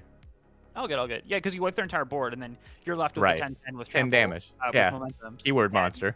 They are left with nothing, and you feel really good. But no, I mean, Dejers played super well, and I got cooked. So I think you had a little bit of an unfortunate mulligan too, where you like mulliganed into almost oops all mutants, and it's like, oh no. Yeah. Well, that's kind of how it goes. I think I could have played it a little better. I tried to turbo out the mutants, the one Zogira faster, and I think if I played a little slower with the draw engines, I might have had a better chance at that game. But I mean, nah, Dejers played really well. He had the meta reads, so I don't know if I was winning that one. And that seemed pretty locked in for him. So Dejers, right, you're 2-0 with Albert right now. Absolutely incredible. How are you feeling? Like I'm gonna lose next game. Oh no. I don't know. We've seen you turbo out some Apexes incredibly fast. I haven't had to flip Albert at all. I wonder if that enhanced aggression is going to be glued to your hand in the third game. That was crazy. I know. Both games you've had Grim Surgeon and enhanced aggression on deck, which is incredible. The fact you had 2 in your hand at all this game is baffling. You love to see it though, right? Absolutely wild. Last game was crazier with both dynamos though. That was the double dynamo chaining, as I like to coin the term. It's a great thing. It's one of my favorite Albert techs of all time. Is just going dynamo into dynamo, and you're just like, all right, I just triple all of my rads that are on field now. Here's 21 damage with the Zogira, which by the way, maybe the biggest Zogira I have ever seen in Mutology. I was like, that's the biggest Zogira I've seen. Yeah, that was pretty nuts. That Panic Populace is putting in work too. Stick around, deal 3 damage. You're getting like 3, 6, 9 damage out of those. Yeah, Panic Populace is really, really good too. The Fnatic, I think, won me the game here though, because he wasn't able to get in with any sort of lay waste or anything. I don't know if you had it, but oh, hazardous conditions and stuff. Yeah. I didn't have. I had 8 damage off the rip, so I was a little off. Regardless, like even if I did get rid of the fanatic, no, I think your list is really clean. I expected people, I think, to be a little more turbo and a little less interactive, because I saw some of the deck lists and like no one was playing Without a Trace, or I thought no one was playing Grim Surgeon, and so I think my list is a little better into like more turbo like Owada Shelly builds, because I think if I just go like I think usually my flip is like a little faster, which is sort of what I was banking on in this tournament. But no, I mean Dejers with the extra text was really good on the mirror. So I saw everybody going Owada, and I was like, I can't build another Owada. I gotta do something different. I mean, I think Albert as a card is far and away the strongest character right now in the game. The draw is really board the only board wipe in the entire game, and it turns into a 10/10 keyword monster. Yeah. So like even you lose board and then you don't because you flip, and then you also get a 10/10. But also I think the front side, Albert used to have an ability on the front side where whenever a non-specimen mutant died on your turn, you drew a card. And that was a lot to take advantage of with the card pool, because you're just kind of never playing mutants when you already have an Apex, and you're not playing non-Apex mutants when you're trying to flip an Apex. So you were never getting advantage of that. But with the new ability, the weakness of Albert, at least I found when I won the starter deck tourney and in other testing, was with the previous iteration, was that you could like get a big Zogyra, get a big unit, and then maybe flip Albert. So your mid game was incredibly strong. Your early game was a little shaky, but then your late game really fell off if you couldn't push through the win after that point, because you just ran out of cards and you ran out of rads. Because you would like turbo your rads into your first unit, flip Albert if things went badly, and then if they dealt with that, then you're like, oh no, I have no follow up. I'm completely out of gas. But with this version, if they deal with Albert, then you just go right back to drawing 3 cards a turn, or two cards a turn for your Apexes, and then you're totally fine. You refill super quickly, and you also get a ton of resources early as well, which I think really helps this type of deck specifically. The first iteration of my side of this deck was a Shelly deck that really hinged on being able to heal your Apexes. But Shelly just wasn't fast enough, and Albert really softens up the ability to lose those Apexes. I think that's the thing with Shelly in general, is that she's kind of slow. Albert also destroys Shelly because the healing doesn't matter if everything gets destroyed, right? Yeah, that's what I said in the first feature match. I'm like, well, the healing won't matter if everything gets one shot. Yeah. I think in the starter deck tournament too, the Apexes were a little softer. I think they got a little bit of a butt upgrade for this this event. 100%. Specifically the Guppy, like the Guppy, 10 health. I think is the main thing that absolutely got the nail in the coffin for against me, because it's not so much the health, it's more the fact that it's a one cost that then on turn 3 you can consistently flip into a 7+ power mutant, which is that can't be blocked or anything. Incredibly strong. Yeah, so it has a huge butt, so like even if you do block it trying to kill it, you're still getting hurt. Your guys are getting hurt, and you're not killing it very fast. Exactly. I messed up on the mulligan. I should have, especially against Albert Mirror, if I looked at, I should have looked at the deck and recognized that I needed to full mulligan for Guppy and just try and race with Guppy, because going first you're a turn faster, specifically with Guppy, if you get good 1-cost assistance. If you got Dynamo, yeah, if you get Dynamo, or if you get good 1-cost assistance, you can actually accelerate Guppy a turn faster, and then you can like go Guppy, attack for 7, the turn you get Guppy, and then the next turn they spend their turn flipping their Guppy, and then you go Albert, and then you're incredibly ahead because you just have an Albert and they have nothing, and they wasted all their rads on their Guppy, right? So I think a lot of the Albert mirrors, if we see more of them today, which I think we probably will, because it's maybe the best. We won't. Oh, we won't. Oh, we won't, because you and I are the only Albert. Oh, well, I expect Dejers to get some really insane Guppy plays and continue winning in the way he has been. So. Appreciate that fish. It's a great game though. Freaking fish. It absolutely was. Thank you, gentlemen, so much for letting us pick your brain about this match. This was incredible to watch. Maybe one of the most clutch plays was that Grim Surgeon. But thank you, and I hope your guys' round 3s are gonna be great. Amazing. Thanks so much. Take care, guys. Thank you. Hasta. Sorry for talking your ear off. No, it's all good. That's what we came for, baby. Ayo.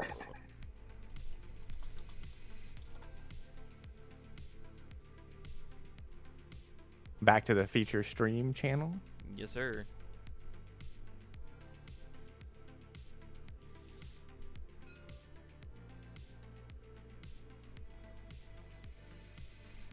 Alrighty, what a fantastic on the street interview.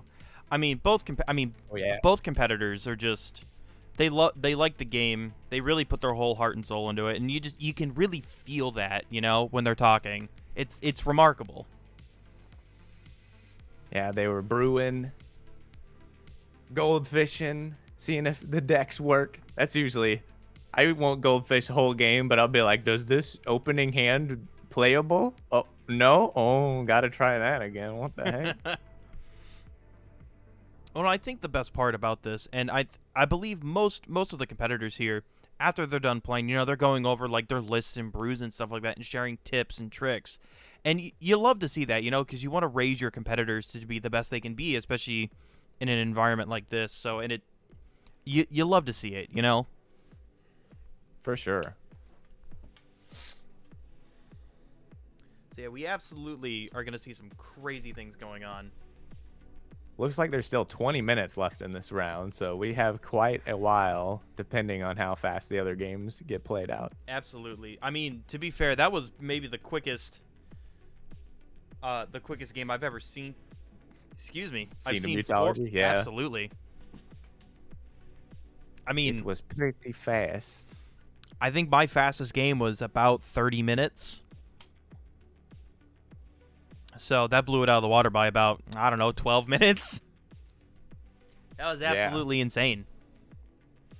I'm usually not a super fast player, which is funny when I say I like playing Unga Bunga decks, but I'll spend like a minute being like, do I Unga or do I Bunga? Do I hit him with the big stick or do I hit him with the big rock? How do Unga and how do I Bunga? Do I Bunga next turn or this turn?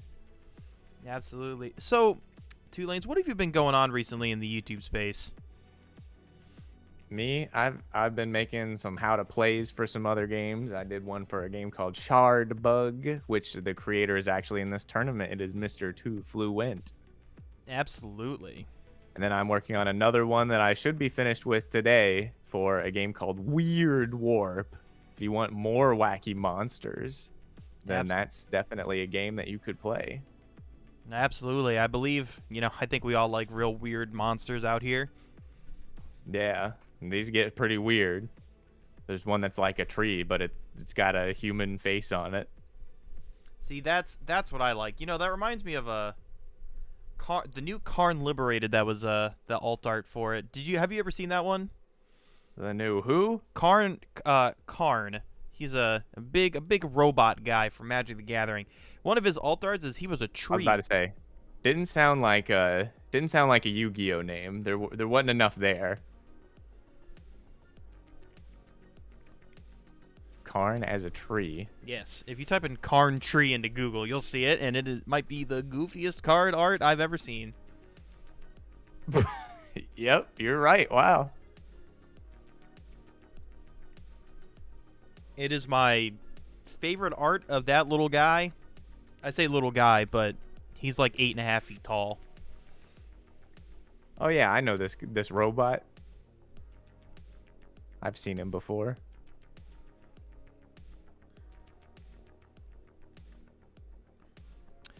I think the best thing about all of this is out of the games we've seen today, do you have a favorite moment? Because I mean, honestly, I think we can agree on our favorite moment. Oh yeah, using the Grim Surgeon to kill the Apex is pretty large. Absolutely. I honestly think that might be the play of the tournament, because I don't think anyone else has been playing Grim Surgeon. Yeah, the old tech. I think the Shelly pre-constructed deck has it in there, but Zwei didn't draw it, unfortunately. And there was never really a good spot to use it in that game, I don't think. No. Oh, absolutely there wasn't. Yeah, Dedgers had quite the board. I mean, it's tough, like you were saying. Once an Apex gets set up, I mean, that's kind of it, right? Unless you're able to kill it with, I think, exactly Grim Surgeon. Exactly Grim Surgeon or Albert Flip, which is kind of like a I use the stones to destroy the stones kind of thing. I use the Apex to kill the Apex.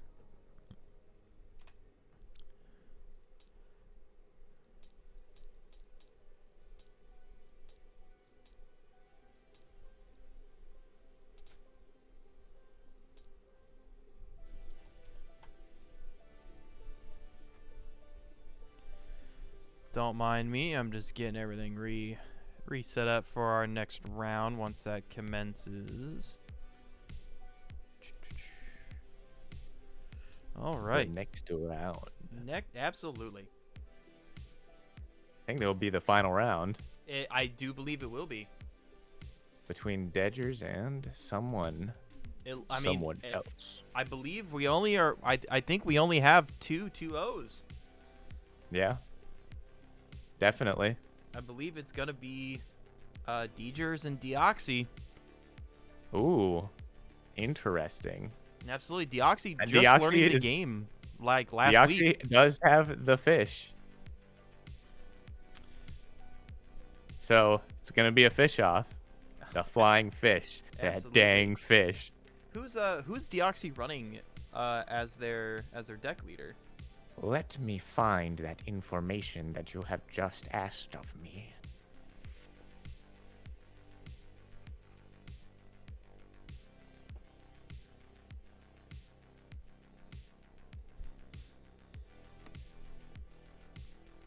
Also, I do want to thank the audience again for hanging out with us, letting us be your commentators. Deoxy is running Volkova. Volkova! Did not expect that, honestly. His stage 2 mutants are the fish, the Doombloom, and the Beefhemoth. If we see a Beefhemoth drop, I think I might lose my mind. I don't think I've ever seen that card drop once. Really? It's a pretty crazy card. It's a 4/4, and whenever it comes out, you can move any of your lab units to the field with it. My God, that sounds incredible. Oh yeah, it can definitely do some work. I think it also gives all your other mutants a attack bonus for the turn. No, that is. I would be excited to see. I would be excited to see that. Doombloom is a pretty interesting choice too, in my opinion. Yeah, it's just if you can set up the Doombloom, it's an unavoidable 10 damage. Oh, actually, no, it's been changed. Oops, it's been nerfed. Sorry, guys. I'm remembering an old version. Yeah, Doombloom used to just be able to do 10 damage. So if you can make a Doombloom or two, you're like doing really well. Now, when it mutates, you deal 2 damage to the opponent's base for each damaged field unit you control. But it's still a 2/7 with regenerate, so it's a pretty good staple. Its stage 1 form has 7 health, so it can just kind of be a butt blocker whenever you need it. Well, plus remember, Volkova can damage stuff just by paying 1 brain. Right, yeah. The Beefhemoth is a 4/4. When it mutates, you can advance any number of units you control, and then all field units get +2 power and momentum that turn. So yeah, it's a pretty good mutant. This I do believe will be one of those game-changing moments. It's just one of those games where you don't want to miss it. I still have only heard maybe 3 of their songs. That's probably all you need to hear. Are there any Now, you and I have both seen a little bit of what's coming up. Some cards that are not included in this tournament. Are you excited for any of those? Because I know I'm excited for one of them. For Mutology? Yes. There are some potential changes coming to Mutology. It'll be very interesting. I am very excited to see how those changes play out.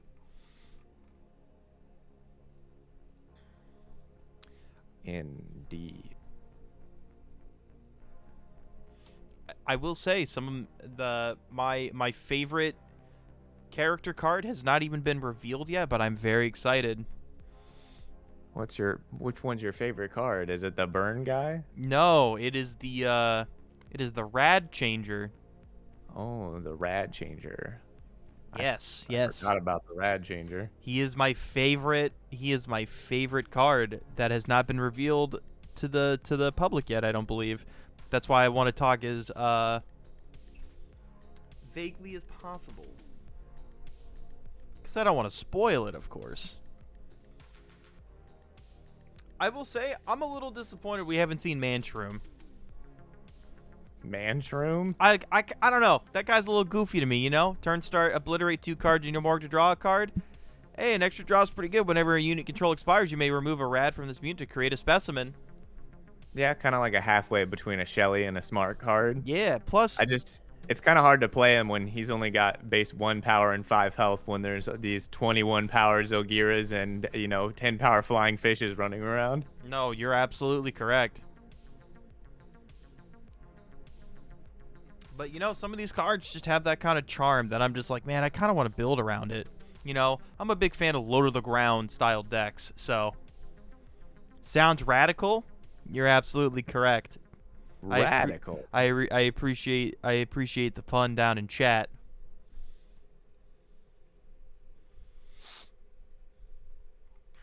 Now I am a little sad that we didn't see any smart. Yeah, but the old token smashy. He can do surprising amounts of damage too. I am kind of surprised we didn't see any smart. I'm not that surprised. We did have 2 Alberts though. Albert is kind of a personal favorite of a few of us in the Mutology Discord. Oh yeah. When I built decks for this game, I think it's always been an Albert deck. Maybe it's just I wonder if that means Albert is just too good. He's just too cool compared to the rest of the crowd. Maybe I don't know. Oh, you're absolutely correct. Another thing about Smart is that he has one of the better removal cards, but it's like very conditional. He's got a card called Dogpile, where you can deal X number of damage to a field unit, and the number is the amount of cards that you've put into play this turn. So sometimes you can get 4 or 5 damage off Dogpile. It only costs 1, so...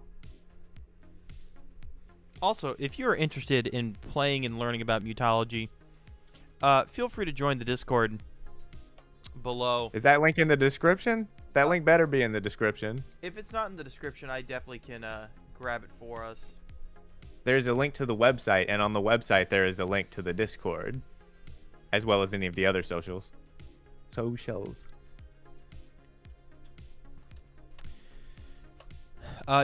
will have to grab that link because I'm in streamer mode in Discord. Oh no, it's in the description of the stream? The video, the live stream, yeah. Excellent. Yeah, please go to mutology.com, join the Discord, and just enjoy the game. It's a great game. A lot of us are very excited. And also, we're excited to see these precons out in the wild.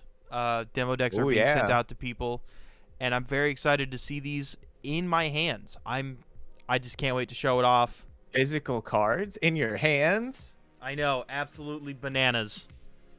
We're going cuckoo for Cocoa Puffs here in the bunker studio. Did we ever come up with a name for our bunker?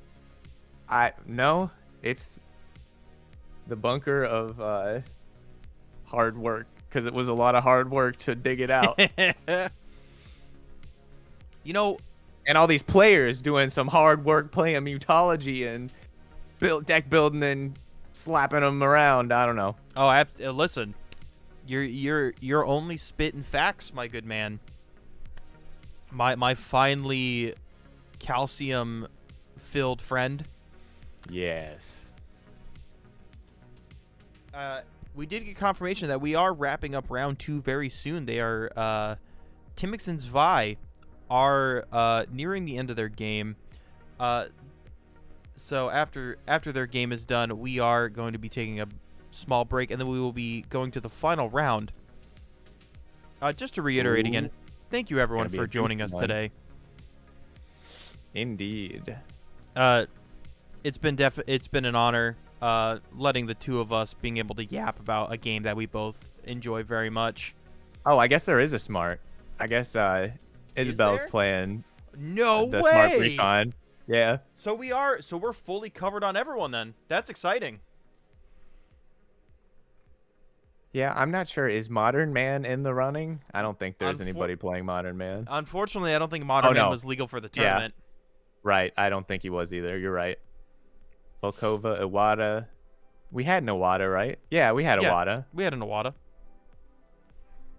We had enough Iwatas where Deidre said, I'm not going to play another Iwata. I'm going to play Albert. And so far, it's been working for him, so... That reminds me of I played a starter deck tournament one time for Primal, which I've talked about a couple times, and everyone was playing the same starter deck, so I was like, I'll switch to something else that like one other person's playing, and I got like third, so it was a pretty good switch.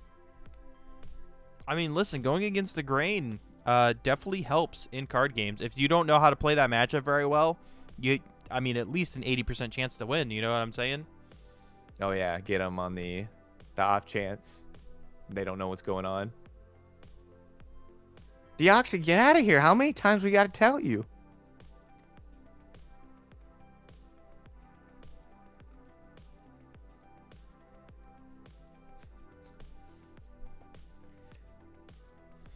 I like every time you're just like, stop it. Get out of here. Shoo. It's like a mom poking their head and being like, y'all want cookies?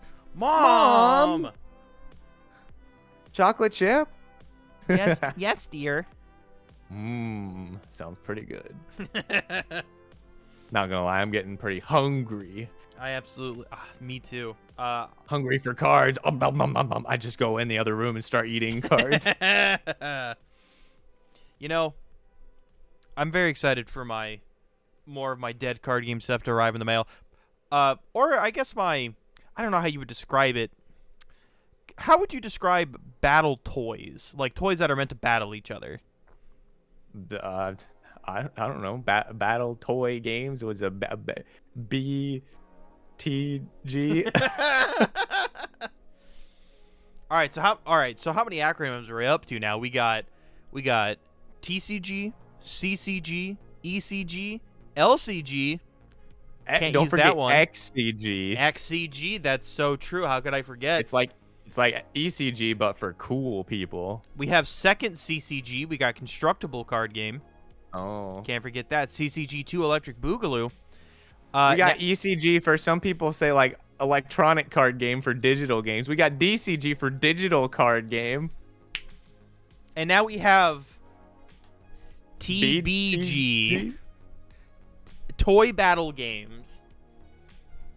No, I like the first one, battle toy game, because then you can still get BTG. No, you're right. That you still get that cadence in there. You're so right for that. XKTC. Mew 3. Mew 3. He, she, me, the. We could go all over the place, dude. Absolutely. Get a couple more in that acronym. Call me Eminem because I'm gonna be spitting hot fire. You know what I'm saying? Wow. All right, Dr. Seuss. Let's not go too far.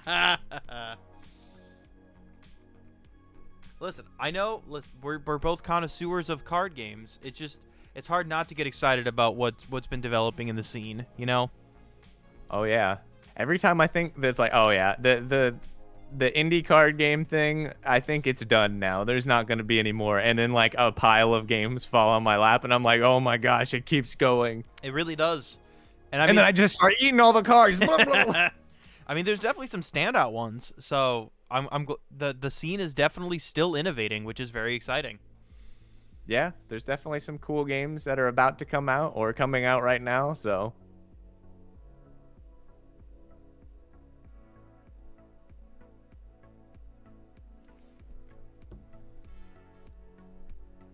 alrighty. We're just We're big chilling right now. Absolutely. We're just kind of shooting the breeze with us in chat. We just want to be here, present with all of you, the community, the fans, the friends, the third one. You know how it is. The friends, the enemies. That you know what I can't believe I didn't even think of that. Sometimes people hate watch, and you know what? You give us the most money. So thank you. Thank you for keeping us employed. Got to get those Mutology bucks somehow. Absolutely, so we can spend them in the Mutology employee store, so we can get such things as a coaster. Wow. If I save up for long enough, I can get that coaster. Absolutely. Don't worry, Two Lanes, you'll get there one day. A coaster with the Mutology logo actually would go kind of hard. It really would. It's funny. I have an old Q's Mod Shop coaster set. Oh. Or maybe we get a Albert angry and it says "Go Bananas" on it or something. You know what? We're making the merch set right now. Absolutely. I think the best thing about that is sky's the limit, really, on the merch. You could have. I think something that would be really fun is have you ever seen? I think the term is overpopulated shirts, where there's like a ton of images overlaid over each other. Yeah. Just do that for the specimens. Oh. And then like pretty good idea. A little smart in the middle. Yeah. Give him that bad Photoshop super smile thing. That would be just surrounded by all of his specimens. I'd wear that shirt. I would too, absolutely. And you know what? I'd rock my my Missile Silo Mutology mug. Listen, we're just saying. The mutants are coming. You have to prepare by drinking your rad coffee today. Wow. I want some rad coffee now. Hold on. Give me a second to brainstorm. I'm gonna brain blast real quick. Okay, how many brains does that cost? All right, I'm gonna play 4 brains, and I'm gonna drop down. Oh, 4. That's hefty. I know. It's a lot for anybody. Rad coffee. Wake up your morning, absolutely ready to go. Rad coffee. It won't irradiate you, but it'll help you kill your enemies. Why do we call it rad coffee if it doesn't irradiate you? You know what? Because it's rad? Yeah, absolutely. Radical? Listen, I think we're getting a little bit anachronistic here. I don't think radical's from the 60s. You know what? That's totally fair. What are you thinking? What else are you thinking for merch then? I think the Missile Silo Cup though would be pretty solid. But instead of a missile at the top, it's got to be one of the mutants. Oh my god. Yeah, just like Albert hanging off like King Kong. I think we've already got Albert covered. Who else could we put? Put the Beefhemoth. I was to say we could have like a burger with the Beefhemoth in it or something. Ooh, that's pretty good too. I really like that option actually. Missile silo with the dodo's head on top. Ooh. See, hold on a second. Now if we're going artillery cannon, but at the front of it where the cannonball would go in, there's just like the radioactive boar head poking out. You know just what? Gonna shoot the boars at the enemy. See, that's the logo for the Mutology Cafe, you know? Mutology Cafe. Yeah, absolutely. Listen, like Spaceballs before us, we're gonna franchise. Oh yeah. Mutology the flamethrower. Mutology the toilet paper. You definitely need Mutology the flamethrower. Of course. How else are you gonna get all those pesky meat cutlets away from you? Sear them into a nice medium. You know what? You got Mutology the Blackstone Grill. Oh. Somebody buys that and they're like, "What is this for?" Like, I think there's a card game. It's an official Blackstone grill, but it just has the Mutology logo like carved in on the top. How did this get into our inventory? The boss told me to sell it. So that's what I'm gonna do. Hey, I need that commission, baby. Boy, we got real Grill sellers out there are getting a commission off of selling fancy grills. I don't know. Mutology, the potassium pills. Hold on. Now we're going into vitamins. You know, that makes more sense than the grill, I think. Yeah. Pills here. Now radiation free, get your pills here. God, can you imagine just like a mall? Do malls even exist anymore? Barely. Maybe like a strip mall, not like a mall. Well, pretend malls still exist. Okay. You have Pretending. That costs 1 brain, by the way. Remembering? It's tough. No, pretending. It's even worse. You know, I just imagine the Mutology logo over like a GNC vitamin store. And you're just like, what is this? And then you just have the guy passing out free samples. He's like, get your vitamins! Now radiation free, get your vitamins! I think I'll take some of those. They sound safe. He says radiation free. I mean, who are we to argue, you know? He's a professional. Yeah. He wouldn't lie. Absolutely. Vitamin vendors have never lied. You're so true, though.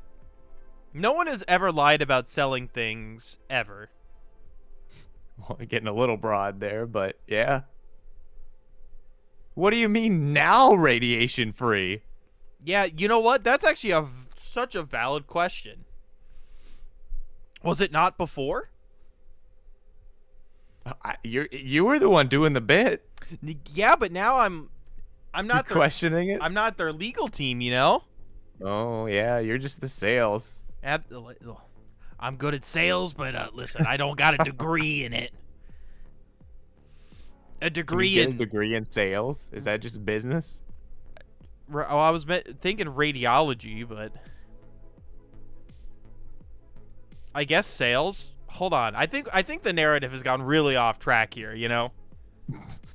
Yeah. We're talking about Mutology, right? Mutology, the card game?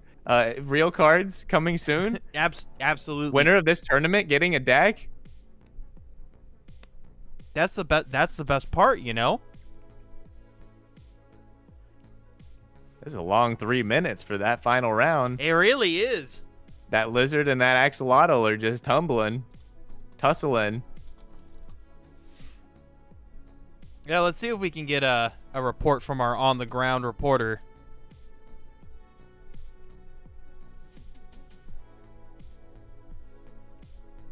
All right, it looks like they're done, and I think we're going to take a short break and come back for the finals so we don't have to blab at you anymore. And I can get some more water because I think I'm drying out. Absolutely. Yeah, everyone, please, we're going to take a short break. Please get up, grab a drink, and we'll be back within about 10 minutes, I believe. And we'll see you then.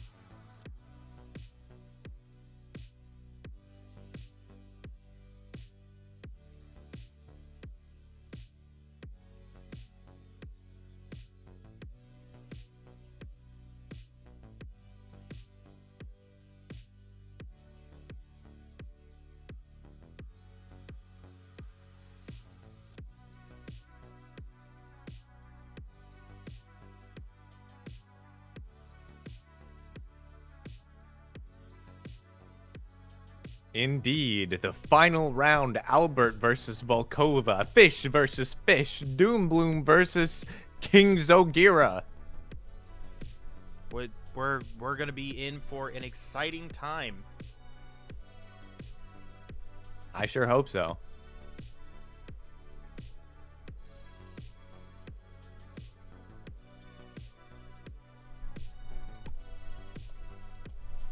I sure hope so. I don't want the final round to just be a one-sided slap. You know, you got to have the back and forth, the drama.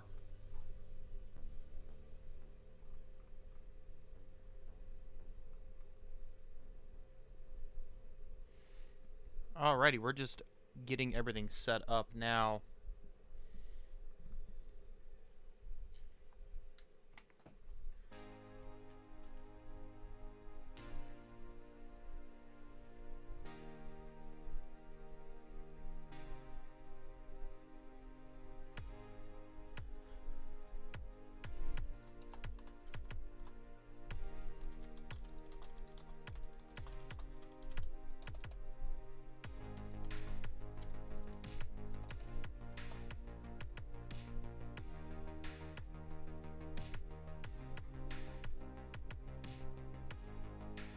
We're just going around getting everything ready at the moment. My apologies. Everyone, get in here! And by everyone, I mean the competitors that specifically need to get in this room right now. Yes, very much so.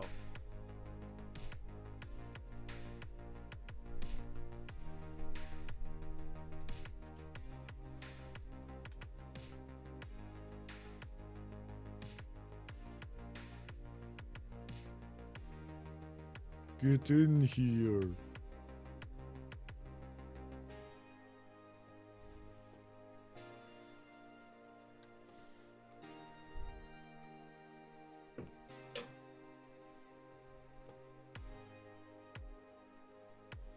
All right, everybody. Also, thank you to the audience again for hanging out with us for this event. This has been a hoot and a holler of an event, We're hooting. and we're hollering.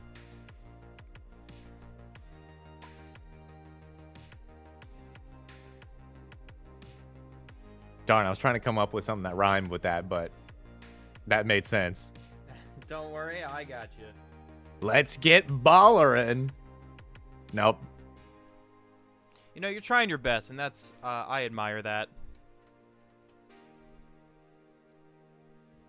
Dedger's not switching tables this time. He said, I'm going to switch tables. Now I'm going to sit on the same side. Still unpredictable. Absolutely, we love to see it. Let me just get the ball. Waiting for our second competitor. And we're just getting Volkova ready in there.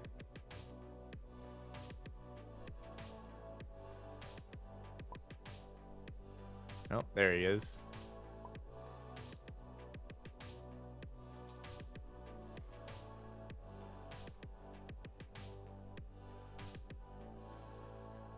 Albert's doing a little bit of a move there. He's ready to dodge roll out of the way.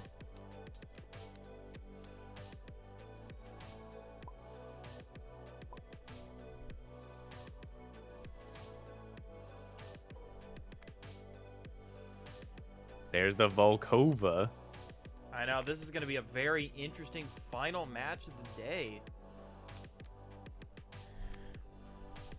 Now, for those who don't know, Volkova's ability is that she can pay a brain and deal 1 damage to a unit that she controls, and then it gets +1 power for each damage it has. And if another source that you control has already dealt damage to it, you can also draw a card. So hit your own stuff, power up, big number. We got 2 different big number kind of decks going up right here. This is going to be very exciting to see how this goes. Two Lanes, who are you? I want to see, like, who are you going for in this game? I don't know. I really don't know. As we've seen in the I want to results, see a crazy play where, like, Doombloom gets punched by Volkova, and then, like, Beefhemoth comes out, and then it pushes both of them up, and then they swing for a gazillion damage, and it came out of nowhere. that would be Or almost nowhere. That would be an incredible show. Yeah, I don't know. I'm just excited to see what's going to happen. Volkova versus Albert is historically a very interesting matchup.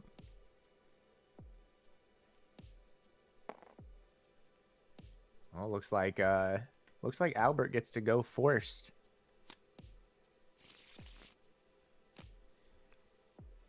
Ooh! My God, strong opening hands on both sides, honestly. Albert is going to mulligan too, though.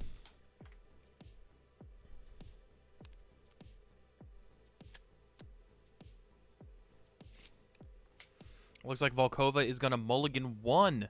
1. Oh, that signals a pretty Ooh! good hand. And I mean, the Hey, impulsive physicist top deck is pretty Could good. you stream on the Discord again so I can see the hands? Because I see nothing. Oh, my apologies. I didn't know it got disconnected. Yeah, when we move to the other chat. Yep, my apologies. The old tabletop simulator. There's one player that can see everything and only one player that can see everything. We love to hate it, you know? All right. Albert is going first. The fact that we start with a double dynamo is absolutely disgusting. Oh, and we see some mutants that we haven't seen before. I mean, we saw the primordial ooze, but we didn't see it played. And the hired recruiter, you know, just get that card back. You imagine using all three dynamo charges and then getting it back and using it 3 more times. That would be insane. Also, we're gonna start with double dynamo. Double dynamo. We love to see it. He's got all the rad power he'll ever need. If he can make an Apex, that's gonna be so huge. What we got going on Volkova's side? Oh, we have the old Panic Populace. We have some specimen creators, the specimens. It's going to be interesting to see how those come into play. We have the Dodo, Panic Populace coming out. And the Dodo coming out. It's a pretty good start, honestly. Discard this card to radiate an Apex mutant you control up to 2 times. Yeah, I remember it. At one point, the Dodo wasn't a very good card. Then when it dies, if it's got an alpha, when it expires, you can return a rad to your reactor from the Dodo. Then irradiate a mutant you control. Yeah, it's kind of just like a little guy, you know. He does little guy things. We love to see it. Yeah, he's going to push it out, though. You say you better play something and send it to the field. Otherwise, this Dodo is going to start pecking.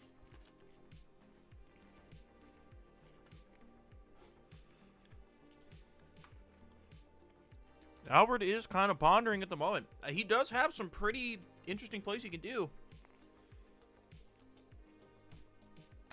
And we're going to see the ooze hit the field for the first time.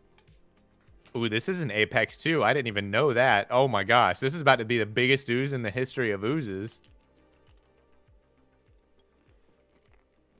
Absolutely. When it dies, if it's got double alpha, you reveal the top 4 cards of your deck and get any unit and put it in your hand. So, pretty good little searcher. Pretty big booty. Yeah, we're starting the dynamo shenanigans. Yep. Casual 8 power ooze. Man, double dynamo is an absolutely disgusting Pretty start. good. Moving the ooze. We're going to proc to Albert. Oh! A little late on that, but that's fine. It's a hell of a top deck, though. Top deck into a panicked populace. Ooh, Oops. I made a misplay. The impulsive physicist I called the panic populace because he's also afraid and running away. We get to see the MLF activist for the very first time. Creating specimens. Very first time. I will say, picking the not as cool of the 2 specimen arts, but neither here nor there. When it comes into play, make a specimen. Looks like Deoxy's going for a little bit more of a wider board kind of thing. Ooh, he's going to punch his own Dodo to give it +1 power and momentum. Is he going to punch it? No, if he punches it again, it's just dead.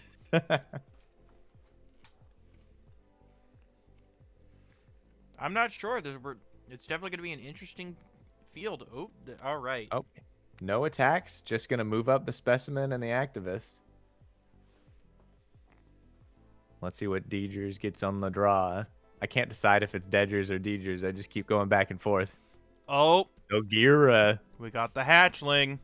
Oh, unfortunately, he can't play it right now because the ooze is an apex, and if there is an apex on the board, it'll eat any other mutants that get played. And there's no current way to give it momentum, it looks like. So he's got a big guy, but there's a lot of little blockers that can get in the way. He does have Grim Surgeon. Not really a good time to use that. There's nothing to surgicalize. No, but I think having that just on the ready at all times Oh, yeah. is an important Oh, yeah. Having that in important the thing. grip is pretty good.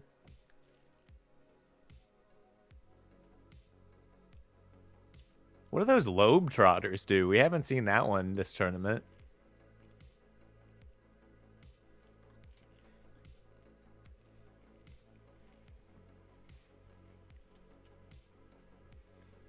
This is also a favorite art of mine. Activate, return another unit you control to its owner's hand.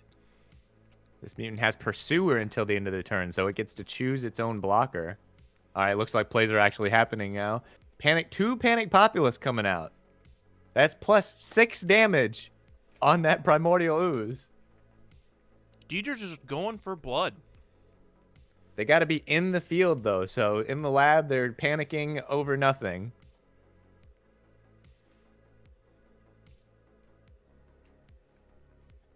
We definitely might see what we saw in round 1, where he just lets a lot of damage go through and then immediately punch for 8,000 damage. That's all of your life points. All right, we're just gonna keep powering up this ooze. I definitely do think it's the right decision. It's now at 10 power. I'm not sure. He needs to find a way to give it momentum, whether it's with the Impulsive Physicist or the Enhanced Aggression card.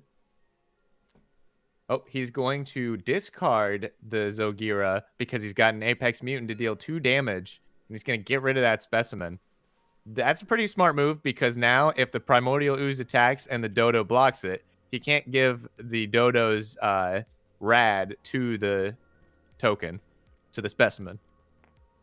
We've been seeing Deidre's doing some really good sequencing over his games. He's just putting it on there.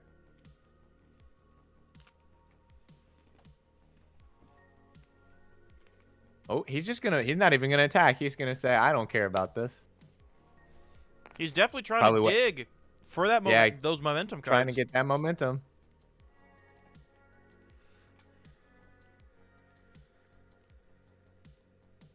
This is where I think...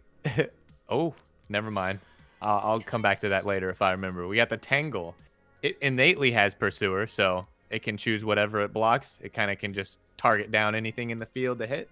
Yeah. And who goes there? Oh.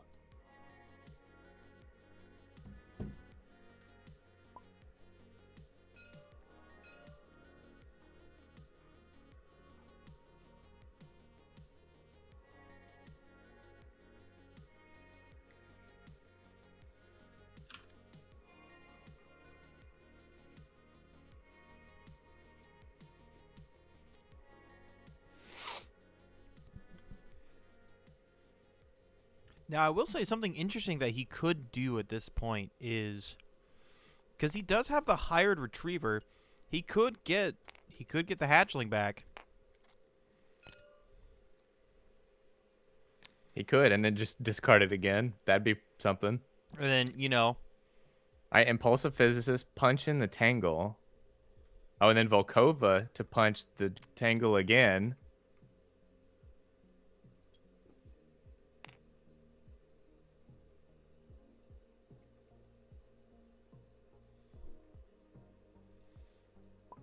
Sorry, I had a bit of a zoom in moment. Oh. That's where you reload the camera. All right, everything's moving up. No, did attacks happen? I think 5 damage happened somewhere. Yeah. I guess if the Tangle gets punched by Volkova again, it's going to have 3 extra damage next turn, which is going to be a decent amount. And it's got Pursuer, so it's going to go after that ooze, and it's going to kill it.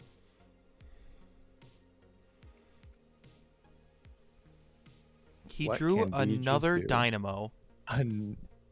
Unfortunately, the Dynamo doesn't really give him a whole lot here. No, You not might really. just have to. You might as well. I don't know. Do you just swing with everything right here? Try to get rid of some board. Maybe he just doesn't block it. I mean, you could drop Another the Dynamo Dynamo. for free, so you might as well, right?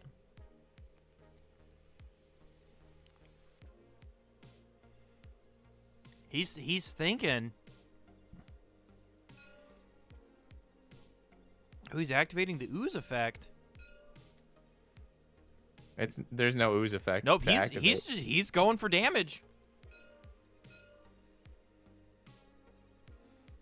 That ooze is currently plus a 6? 11, 12, 13, 14, 15, 16, 17 damage ooze. Too bad, no momentum.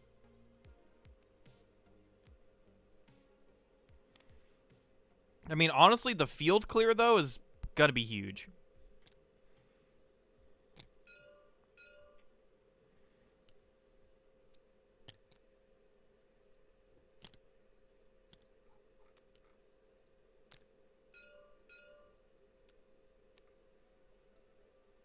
Yep, that seems like a pretty good move there.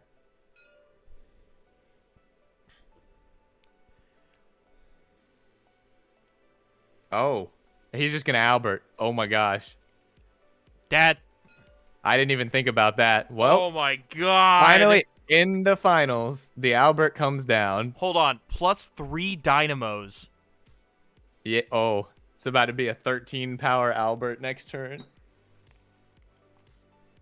And he retrieves. My god. What's he retrieving? The Panic Populace? Give it plus 3, maybe? Yep. Panic Populace. Yep. Dude, this is so cool. And he's just gonna play it. And he's gonna move it back up.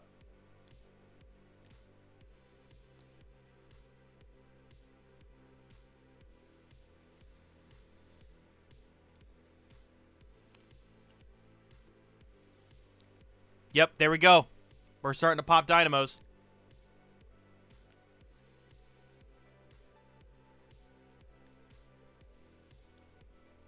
Oh boy. Yeah. No use in popping the other two. I don't know what's gonna. Nothing can really happen to this Albert, but even if Deoxy had the Grim Surgeon,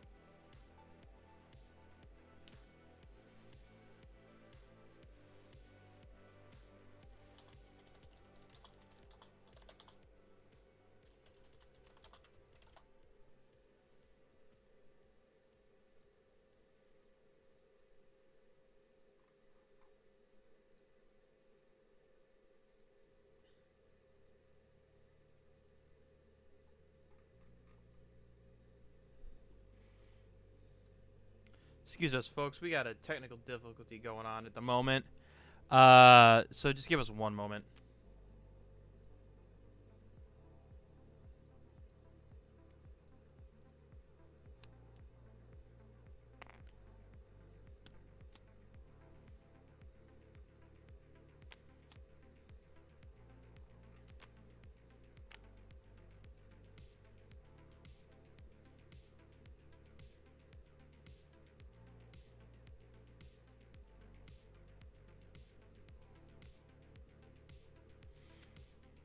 Alrighty, folks, we are back. Apologies for that technical delay.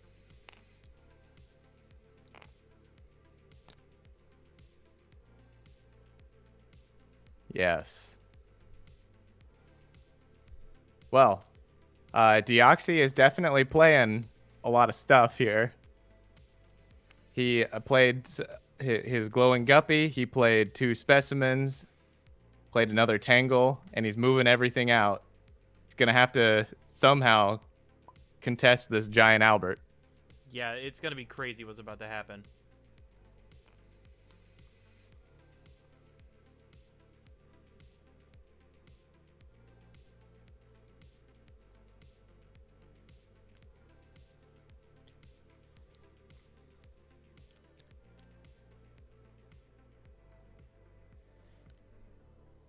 3 dynamos going off. Just gonna give Albert power to the moon. I mean, I don't blame him at this point, you know? Yeah, he's got momentum.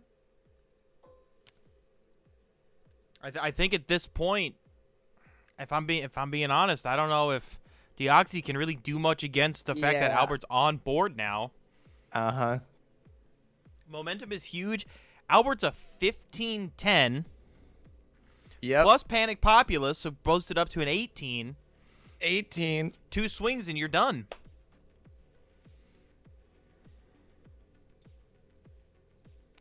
Oh, there's still 3 rads in the reactor, too. Oh, here comes a devotee. Costs 1 less to play or create Apex Mutants. Oh, yeah, Maybe to he's just generate that getting extra another rad. rad. I would assume so. Yep, just gonna throw them all on there. I think this is the closest we have seen to an OTK. That's 18 damage. Oh, plus the 3. That's 21 again. 21 thing. Yeah, I mean, I think that just might be it. Overall, unless Deoxy can pull out a Grim Surgeon potentially, which even then wouldn't matter. He's gonna need 3. He's gonna need 3 Grim Surgeons. And he spent all of his brains, so he's not gonna have any in reserve. No, you're so true about that.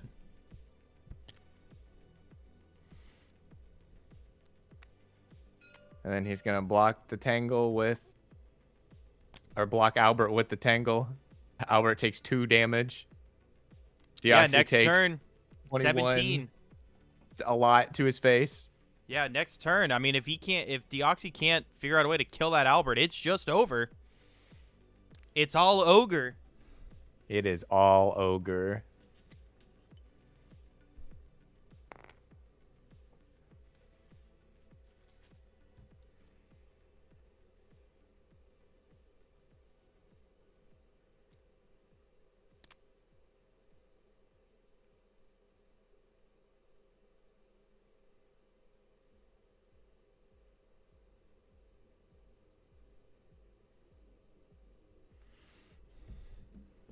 Yeah, I think Deoxy's just doing some math now, and unless I mean, even with the Guppy flip, I don't think they could do anything. Yeah, he can't clear nearly enough damage. No, not even close. Especially, I mean, listen, He doesn't have any rads either. Maybe there's a world where like you had a Tangle that could hit, but like make Albert block him or something. But then you're gonna eat all that other damage. You're gonna still eat 1,000,000 damage from the momentum. Or does that only happen if you're attacking? I don't remember. Well, I think regardless of the situation, I think Deoxy's just kind of cooked. Albert is bonkers indeed, Jarny. You are 100% correct. 1000% indeed. Like I said earlier, he's the only board wipe in the game. He's also the biggest body in the game. Ooh, Volkova effect, Proccin, hitting the Guppy. I'm not 100% sure why at this point. Ooh, we do see Cutlet Critter. Too little too late, though, I believe. Yeah, it's he would have needed that on like the first turn or something. Yep, and then it goes into the Flying Fish, but unfortunately, I do believe that is it. He doesn't have a way to give that rush, so No, I don't believe so. dang, he had some good pieces in his hand, especially now at the end, you know. If this was a starting hand where he had Rise of the Mutants, Make 2 Specimen, and the Cutlet Critter, that would have been potentially really good. Absolutely. But I think also that the Albert came out way fast. Yeah, that was crazy. That was maybe the second fastest Albert I've ever seen come out. The second fastest? Mm-hmm. I've had an Albert pop out on turn 4. One time. Stars perfectly aligned, but I did it. And I mean, Specimen attacks and gets blocked by the hired retriever. Yep, and Yeah, unfortunately, I think Albert that's just it. Flying Fish comes in. Flying Fish does have 10 health. That will eat a lot of damage. Unfortunately, it will only save him for that for one turn.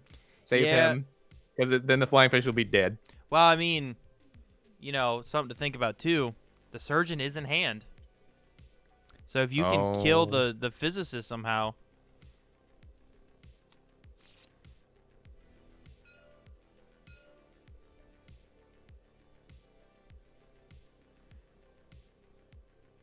That's gonna be tough. Ooh, dropping in Oblivious Colleagues. Yeah, I think that might do it. He could Grim Surgeon the colleague, which is funny. Yes, that also is very funny. Yeah. Yep, and I think that's That'll exactly what he's gonna do. And then he just swings with everything, yeah. Because he plays the Grim Surgeon, which gives him another beta. He kills the Oblivious Colleagues, which will then on its twice. Oh wait, no, that's when you play or create a mutant. Oopsie. Not exactly how that works, but he still gets the extra green. And he could just kill that thing that's not really doing him any good anyway. Yeah, we'll see what he's picking. What do you think? I mean, Deoxy has to pick the physicist. Yep, there's the physicist. And then, yeah, just swinging with everything. Oh. Just going to kill the Grim Surgeon, too. I mean, yeah. Might as well. There's that beta. Yeah, then generate that. Get an extra alpha. So what are we at right now? 10. We're at... Woo! 2, 4, 6, 8, 10, 11, 21. Yeah, that's game. I think that's game. 21. So you block for 10, that's 11, plus 1 is 12, plus 2 is 14. Yep. Crazy. That's almost exact math, too. That is insane. 1 over. Now the question is Deidre's going to do it that... Is it going to fold out that way? You know? Yeah, monkey swing. Swing, swing, swing. Turn card not sideways.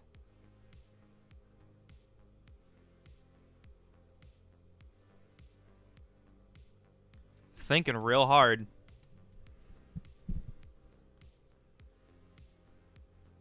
I choose death. And that is the game. That's the game. Dedgers is the Mutologist tournament winner. That is incredible to see. Captain Albert could not be stopped. Albert was, I firmly believe, I think the best choice. Yeah. Kind of makes all the other choices look just not worth it at all. Like, very, very big line between this and everything else. Absolutely. That was... Even Volkova was playing an Albert monster. Yes. Mutant. You're absolutely correct.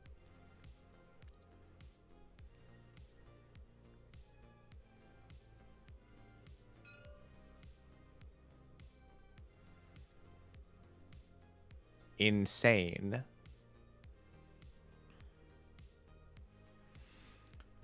I mean, listen. I think Albert has won the last 2 events in a row. Yeah. Something about being huge and wiping the board.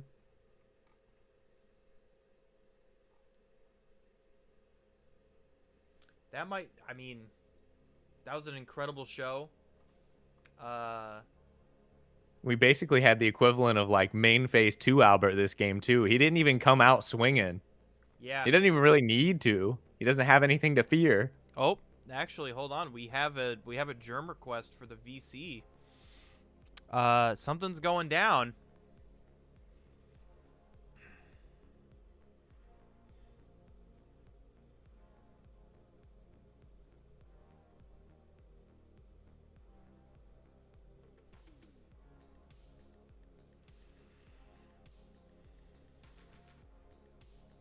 I don't know what it could be. Yeah, I'm not sure either. I mean, the math did math out pretty much exactly. 3, 6, 9, 10, 11. That's 21. And then plus 3 damage, 24. Yep. And he had 13 health left. Right? Yeah. Yeah, it was 1 over.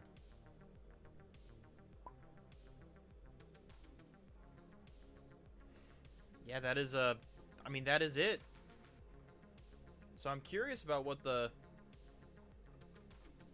situation is down on the ground. Well, Oh, we could go you and know what? check. That's fair, Jarny. Albert won the first event, but not the second event. Okay, yeah, he definitely won the starter deck tournament. Oh, didn't Iwata? Yes. Oh, I think you're right. I think Iwata Did won. Iwata win the? I don't know. I wasn't around for the constructed deck tournament, so I'm not sure what happened there. But I think Iwata was definitely strong at the time, so.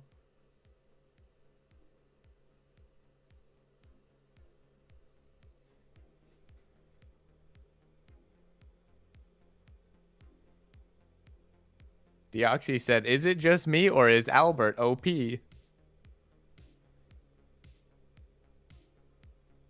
Mayhaps, Deoxy, mayhaps. I mean, honestly, you're correct.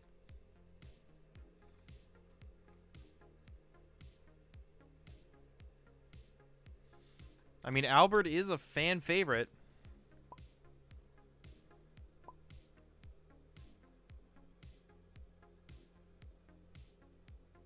Yeah, let's go see how they're doing. All right, you want to go down on the ground? Yeah. All right, I'll meet you down there. Rrrp.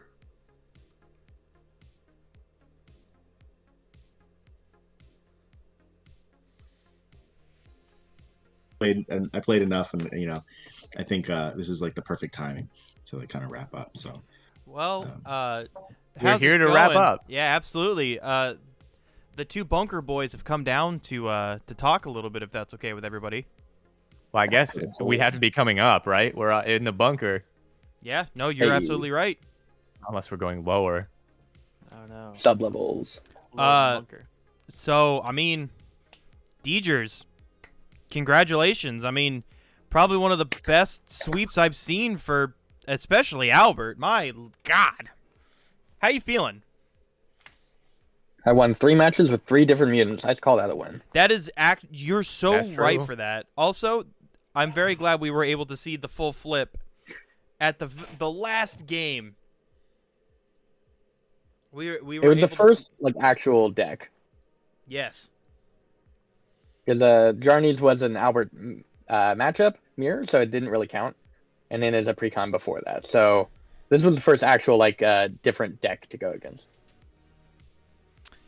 It was remarkable to see. I mean, Two Lanes and I were absolutely popping off in the booth as we were watching. I forgot about Albert, honestly. I'm like, man, that metal munching slime sure has a lot of attack. And then you brought out Albert, and I'm like, oh, well, I forgot about that. See, the slime is underrated. Slime is really good. Like, yeah, it's got 6 health, and especially when you put 2 Panic Populace with it. no, it is the only stage 1 Apex in the game right now. You could potentially ride it to a victory if you can't mutate. I had triple dynamo. Triple Yeah. Dynamo. Listen, dynamo chaining is my favorite thing in this game. Also, can we just talk about the second game in a row? Grim Surgeon absolutely coming in clutch, right? Oh yeah, Grim That's Surgeon's another good. mention. That was a remarkable show. I mean, you were gripping onto that card for a while too. It was fantastic to see. You gotta play him when it matters. Absolutely, pivotal points are pivotal for a reason. Like if I was very worried that he's gonna somehow kill my big guy, so I was holding on to his Globetrotters to recur Retriever Mm-hmm. as a whole thing. Yeah, absolutely. If that, Two Lanes and I were talking about, like, if that Cutlet critter plus the specimens plus Rise of the Mutants, if that was like a couple turns That was earlier, the opening hand, yeah. yeah, I think this Could've would have been a done- different story. Very possibly. But I mean, listen, look at all the rads on Albert. It's a lot of rads. Ape together Very strong. Am I radical. right? 21 power Zogira, 21 power Albert. I call that a win. Absolutely. Yeah, Uh, for sure. 21-21. It's fantastic to see. Albert has won 2 out of the 3 Mutology events. True. Listen, I have a little bit of personal bias. Albert is definitely my favorite character in this entire game. Smart's a second. I would say Smart is second place until my favorite character gets revealed to the world, which it has not yet. Huh. Albert's actually like my third favorite. And yet you repped him in this one. Yeah, because I think Iwata's my favorite. Smart's my second favorite. Albert ties a bit for third between like Shelly. So yeah, in your decision to make an Albert deck, was there any thought at all to potentially go with a Smart deck? No, God no. Smart has no support. Like Smart's support is really underpowered compared to other things. I gotcha. Like it can win, but it's so combo focused. Like you have to have all the pieces to actually pull it together. That's true. You kind of do. You need like exactly Cutlet Critter and or the Swarm Queen and Rise of the Mutants and things that give you a bunch of specimen. Yep. If you could play like 3 more Cutlet Critters and also there wasn't a board limit, Smart might be decent. I Right. think. Or if his, I don't know, there's a lot of ways Smart could be better. And Albert I wish needs, he like, was one better. card. Yeah. It's called. Well, no, because like Mutant. Apex as a whole thing works a lot better than as a go tall strategy versus the go wide of specimens. So being able to go tall means that I have several different decision trees to follow for Albert, which is why this was a Shelly to start with, because then you have a huge amount of decision trees to follow like Apex's up. Smart, you only have 1 or 2. It's just very inherently limited, and in the payoff can be big, but it's also just limited by the field state and field limit. But Yeah. I definitely think that's why Apex have a huge edge over, honestly, most other decks. Yeah, there's not a clean way to get rid of the Apexes either. They have a ton of health. They There's have a lot of everything. There's exactly one card that can kill something outright. And we've seen it come in clutch twice. So On the Apex's side. yes, exactly. The Apex deck played the card that could kill Apexes. The bigger thing I've seen whenever I've been playing other Albert decks is there's a big focus on Apex creatures, but my focus has really been on systems Yeah, to support the Apex. Yeah, definitely. I think I definitely agree with you. I think the assist support was definitely needed because, I mean, you're drawing maybe 2-3 mutants a game. Ignore the Lobe Trotter, that was a bit of an anomaly there. But also, like, you were able to flip an Albert pretty efficiently on this last game. Like, it very clean all around. Yeah, Albert was free. It was. You're absolutely correct. But yeah, good game, Deoxy. Thanks for playing. Absolutely. Phenomenal games all around to all of our competitors. Oh, and I definitely had these out just in case you tried to Grim Surgeon me, Deoxy. That's exactly Yeah. what we were talking That's about, what- too. They're like, dang, you're gonna need 3 Grim Surgeons if you want to get rid of Albert. I was like, nope. Not on my watch. I learned from others' mistakes. Alrighty. Thank y'all for letting us do a little bit of an interview. Deejers, congratulations, genuinely, on your Yeah. victory. A 3-0 sweep, probably the cleanest sweep I've seen. You should be very proud of yourself. 2 Lanes and I are going to go back down into the bunker. And yeah, thank you all for coming out and playing in this lovely event today. Hasta, hasta. Indeed. Enjoy your demo decks. Absolutely.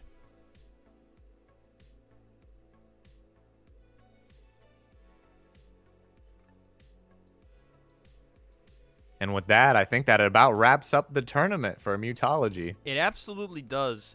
Once again, a huge thank you to all the competitors for coming out and playing some very good games. I think great games all around between every single person. Congratulations again to Deejers for just absolutely sweeping the competition. Thank you, Germ, for letting us hang out in the bunker booth. Thank you, Oh, Two yeah. Lanes, for co-commentating Thank with you, me. too. Yeah. It Uh, was a fun time. Absolutely. Would do it again. 100% agreed there. So, thank you again, everyone. And thank you to the audience. Y'all stuck around with us. We had a great time. And hopefully we can do more bigger and better events as well. So with that, Oh, yeah. thank you again, everyone. I hope you have a great night. See Mutology ya. out.